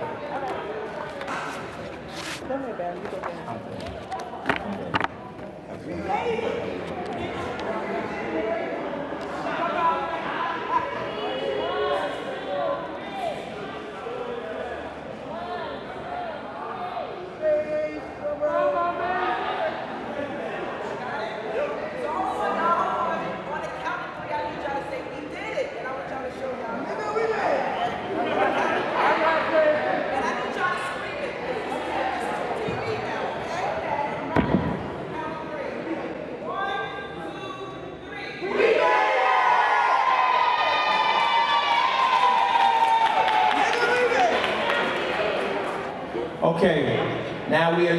of our completion, and we're gonna get to the food.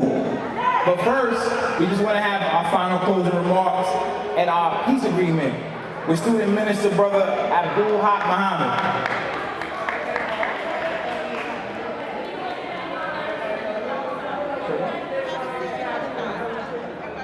All right, everybody has a seat.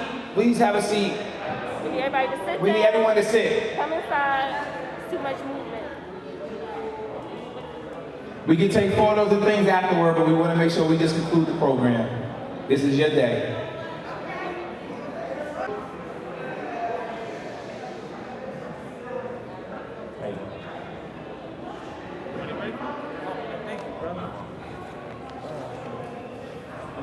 I can come here though, right? Right here is fine, right? Right here is fine, right, brother? Assalamu alaikum, everyone. In the name of Allah, the Beneficent, the Merciful, I bear witness there is no God but Allah, and I bear witness that Muhammad is his messenger.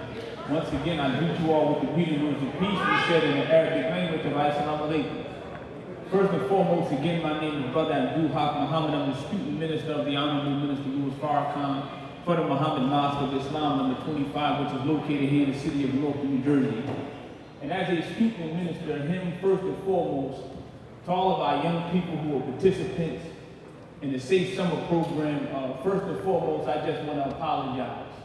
And I just want to apologize on behalf of black men, because we haven't been the best fathers, we haven't been the best uncles, we haven't been the best examples. So if your father was locked up, or your father died or was killed or shot, or you used to watch your father beat your mother, I apologize. I apologize for every time you had to ride down the street to see a makeshift memorial because one of your friends was killed. I apologize because there was nobody there to mentor you or talk to you. So you went to the store and got the Black and Mild and you got one of those blue dolphins and popped that pill. I apologize, dear brothers and dear sisters, because as men, we have not been men. I apologize, dear brothers and dear sisters, that you had to grow up and you are growing up in a community where there's abandoned buildings all over the place. I apologize that you got to keep walking back and forth through that vacant, empty lot and there's crack bottles and valves all over the floor. I apologize. You say, Brother Hop, well, why you apologizing? Because there's an African proverb which says it takes a village to raise a child. But then the subsequent proverb says that the child that is not embraced by the village will burn the village down in order to fill the village's warmth. So you are doing all praise before Allah. So right now, you are doing all that you can do to survive with very little guidance and not a lot of examples. So I apologize first and foremost, and I did not come to talk at you, but I came to talk to you and let you know that I understand and let you know that I'm atoning and I'm repenting for not doing all that I could have done. And I pray that if there's other black men in here that we will apologize to our youth because we have not done all that we can do to make a safe and sustainable neighborhood and place for them to live. So dear brother, I apologize and please accept my apology. Dear black woman, I apologize for the black man that left you with that 2-year-old, that 3-year-old, and he was not there. I apologize for him. I apologize sincerely and truly, but we are not what happened to us. We are better than what happened to us, and we are better than what's happening to us. And as a black community, we have to heal because we keep doing each other wrong. It's not normal what we are doing to each other. It's not normal to walk into a place and not speak to somebody that you never met. That's not normal, see? That's part of your trauma. That's part of your paranoia. When you walk around, man, I don't trust nobody. Did God make you not trust nobody, or is it the trauma? We have mischaracterized and misdiagnosed that which we did not have the capacity spiritually and emotionally to confront. Most of our addiction is based on trauma that we have not dealt with. So when you don't have nobody to talk to because you don't think nobody cares, you don't think that there's nobody to listen, so what you do, you go and get that cigarette. Or you go and get that girl to hump on all night. But that's not going to help you. That's not going to sustain you, black man. You got to get help. And in order to get help, you got to reach out. But I know a lot of times, in order to compensate for our failure, we put on a facade. So now we super tough. Why you super tough, black man? You just woke up. You at the restaurant, you eating tough. Why you so tough? You just eating. It's dinner. You angry. You angry, black woman. I understand. And you angry, black man. And then your anger that becomes unresolved, you carry it so long that it becomes an integral part of who and what you think you are. Why? Because you have not dealt with it. So we got to engage our issues. Because you cannot outrun you. You can't outrun yourself. You're going to have to deal with yourself. I don't care how high you get. I don't care how many pills you pop. I don't care how many cigarettes you smoke. You're going to have to deal with you. You can't outrun you, brothers and sisters. So we got to deal with ourselves and we got to heal ourselves. Right now, as I'm speaking, we know some neighborhoods that's going back and forth. We know somebody that's on the hit list that's bound to get killed. See, we got to talk. This is the safe summer program, but hell, we need a safe winter now. We need a safe fall now. We need a safe spring now. How many of us in here got nieces and nephews? Little cousins? Should they have to die because somebody couldn't shoot because they missed you? Should the old lady who was on jealous that got her finger shot off, should that have happened to her? You say, I understand, bro, it should be peace, but man, he gotta die. Well, do like white folks used to do. Go on Weekway Park and go have a duel.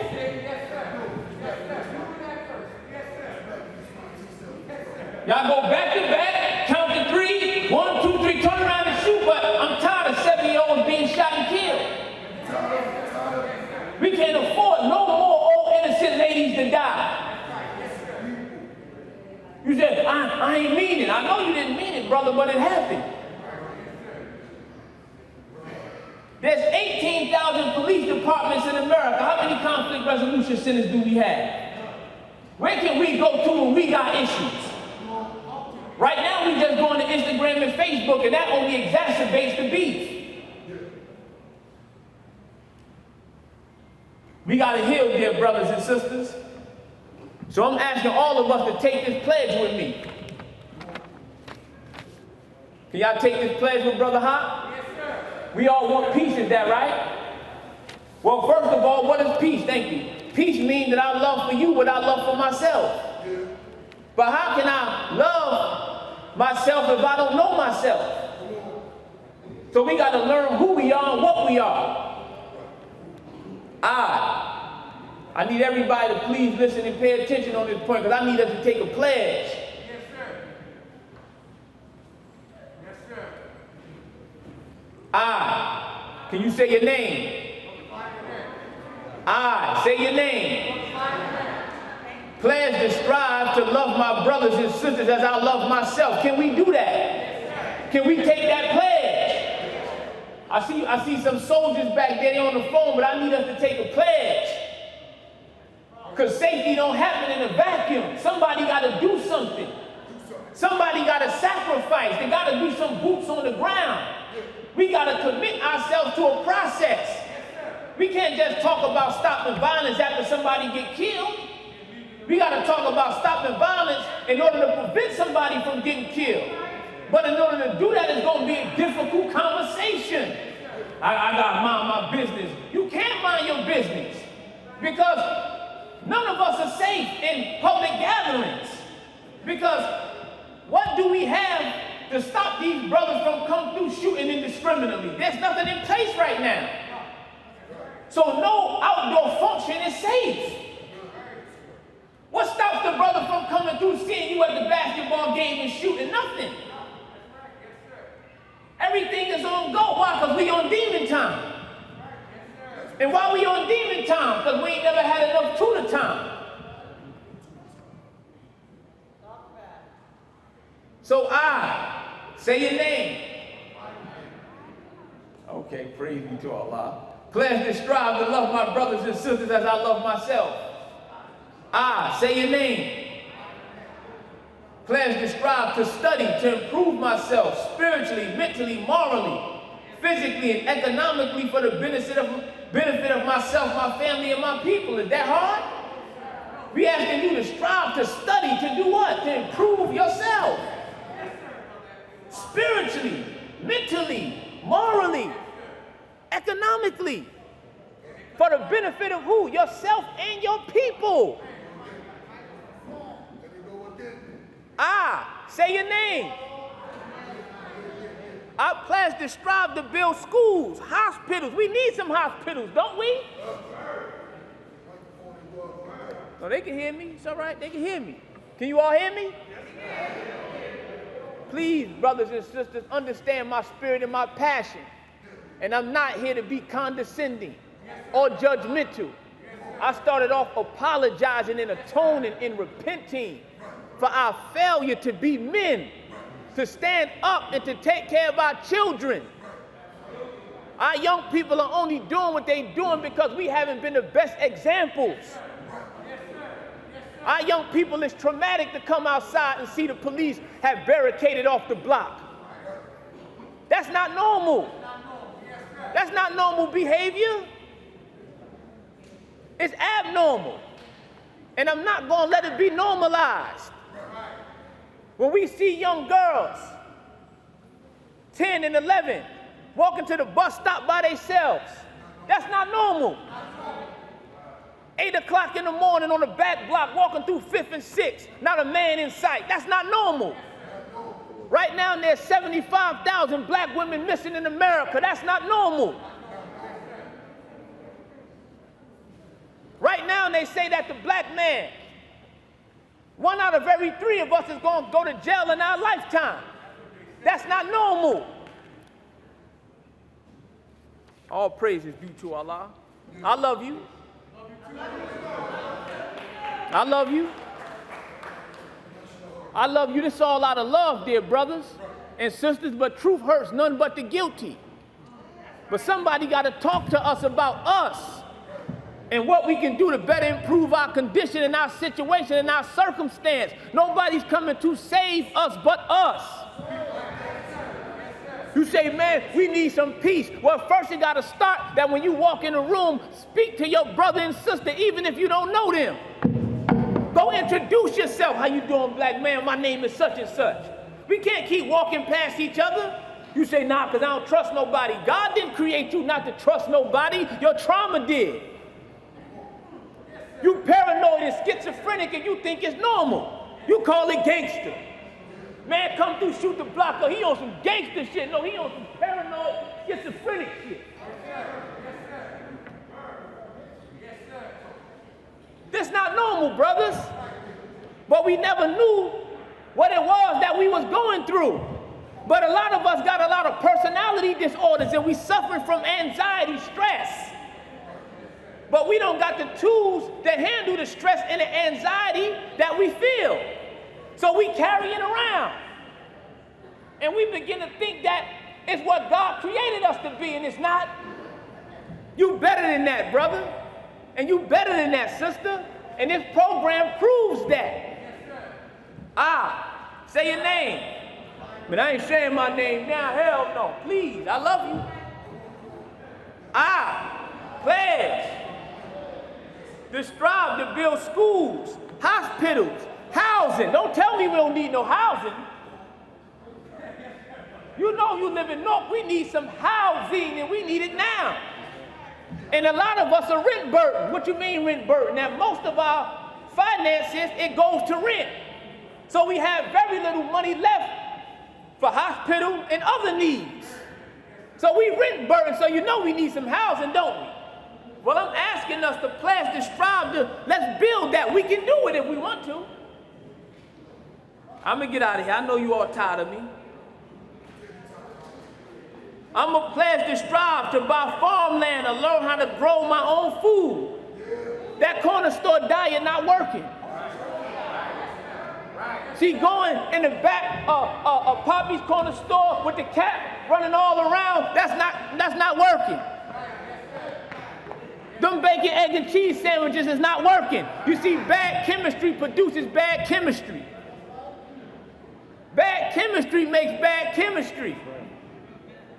Them hot fries, Cheetos, and Red 40, them Arizonas ain't working. We need a better diet, is that right? We need better food, is that right? And I love my Hispanic brothers and sisters, but a lot of that food be outdated and old. But they sell it to us anyway. And I'm not knocking, I'm just saying. Say your name. Ain't nobody saying their name now. Maybe it's time for me to get out of here. I'm pledging to strive to give myself, my time, and my talent, my energy, and whatever I can, spare my finances to accomplish the above said. I need some peace agreement advocates. Oh, there it is now. I need some advocates. This is not just about Brother Hawk. No, I need some advocates. I need some people that's going to talk about this peace agreement.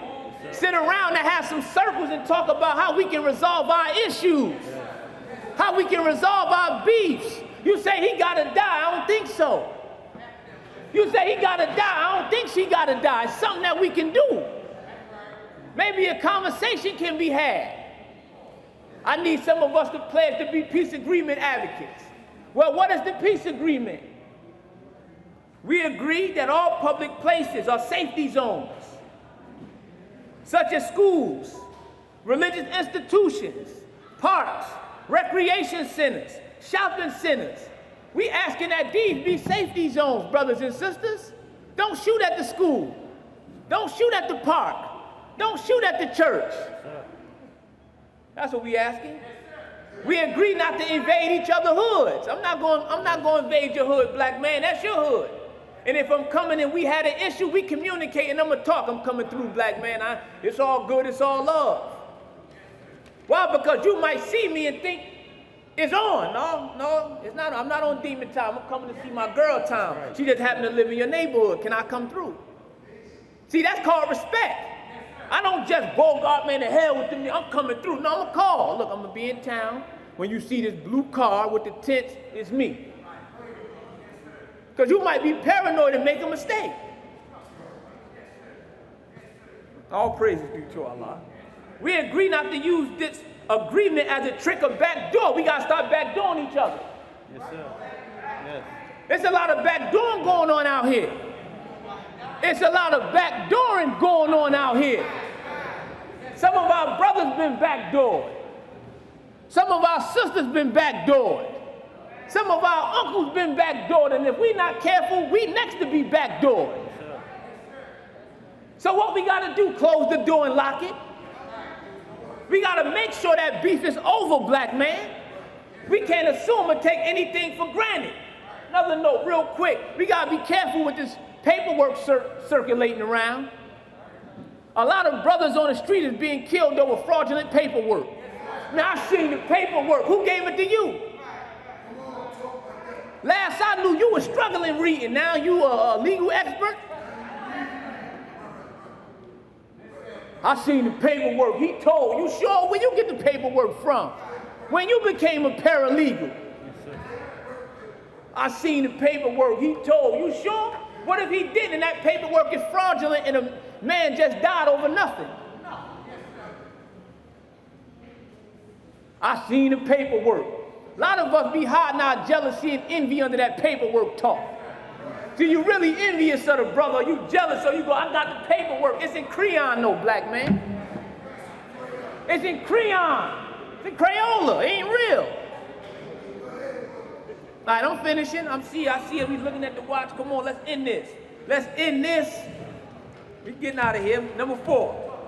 We agree that once two hoods or organizations agree to the term of peace, we will pick trusted and respected people from those hoods or organizations to maintain that peace. See, peace got to be maintained. Once we say it's over, we got to communicate and talk. Yo, man, I heard, yo, he was coming for me. Now that's a rumor, that's gossip. Hey, brother, how do we deal with that gossip, Shaka? How we deal with that gossip? We go right to Instagram. We go right to Facebook. But we need some intermediaries that we can call, neutral people. Yo, go look into that for me. I got you, black man. I'm gonna go see if he said that. He didn't say that. I was looking at his page. I seen it in his stories. No, that wasn't about you. He was talking about his cousin. See, you laughing because you know this how it works. There's a lot of gossip and rumor that circulates in the hood. A lot of us been shot at over rumors. I heard my brother come up here and he said he just got shot in the knee. You getting treatment for that physically?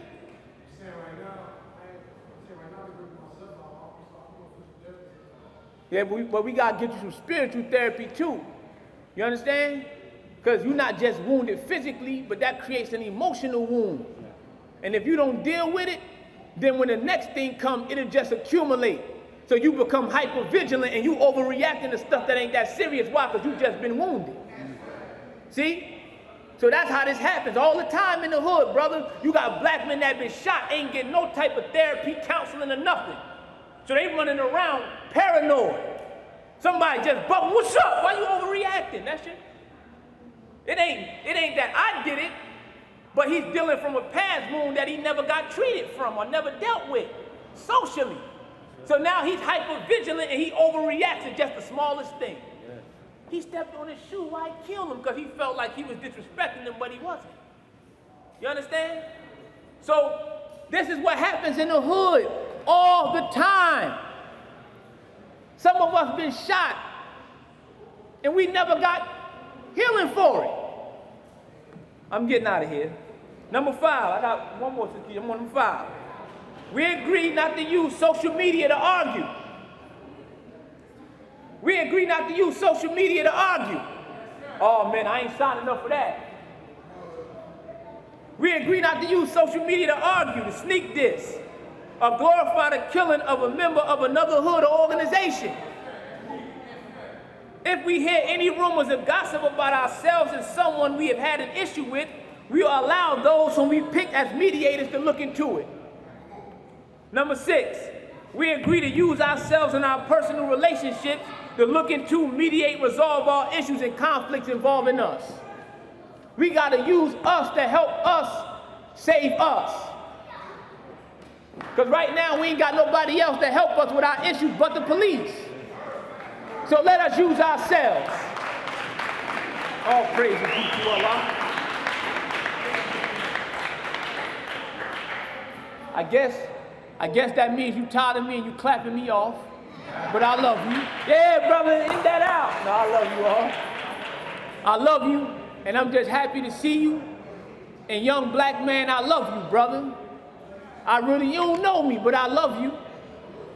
And I'm apologizing again for not doing all I can do to help you. But I'm here now, and I'm atoning for my lack of participation. So whenever you apologize and they say, well, offer something as an expiation for your wrongdoing, I'm offering it. We trying to create some conflict resolution so that we don't have to die. So thank you, brothers and sisters. I love you. May God bless you. Assalamu alaikum.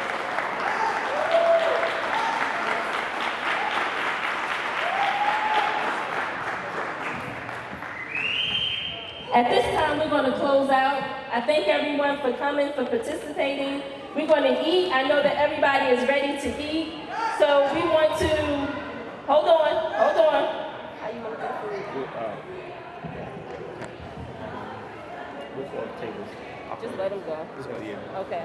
Okay, so momentarily, 1 second, we're going to just dismiss for everyone to go ahead and eat. We know everybody wants to eat, but we do not want to end this day without giving special thanks to individuals who also work with us specifically. And we want to give special thanks to Dr. Jamila T. Davis, Tony Earl Jr., Angelo Pinto, Samson Styles, Chef Raz, Marcella Sheikh Kabore, if I said that wrong, I'm sorry, Tiffany Williams, Hassan Kirby, Sean Bay Burton, Algernon Hall, Rutgers team. The Rutgers University team, Tyreek, Christopher, and Jamal. Tyreek Roland, Christopher Lynch, and Jamal Palm. Santarisa Wilson, Cassandra Sevilla, Toby Sanders, Dr. Janae Winfield, the Brick City Peace Collective, Al Tariq Best, and our guest that we had visit, Mendices and my son, the gentleman that came to our Alkaline site. Thank you all for coming out. God bless, good night. Allah bless, good night. Oh, And the and food. Fee and Fig, they want to acknowledge Fee and Lynn for all their help. And we got one more quick recognition we want to do. I wanted to thank Felicia and Lynn. Y'all played a major part in helping us out too. I love y'all.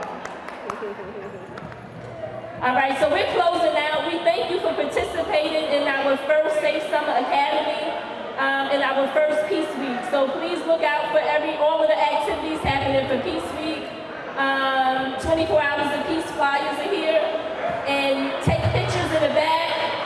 Also, the vaccination, if you wanted to get vaccinated or the young people vaccinated, they are here to do the vaccinations. Please make sure you do the vaccinations. We want to thank all of our sites once again, Shani Baraka Center, Refile, Newark Community Street Team, all of our partners, Sakina Cotton in the back that make things happen, Newark Community, Street Academy.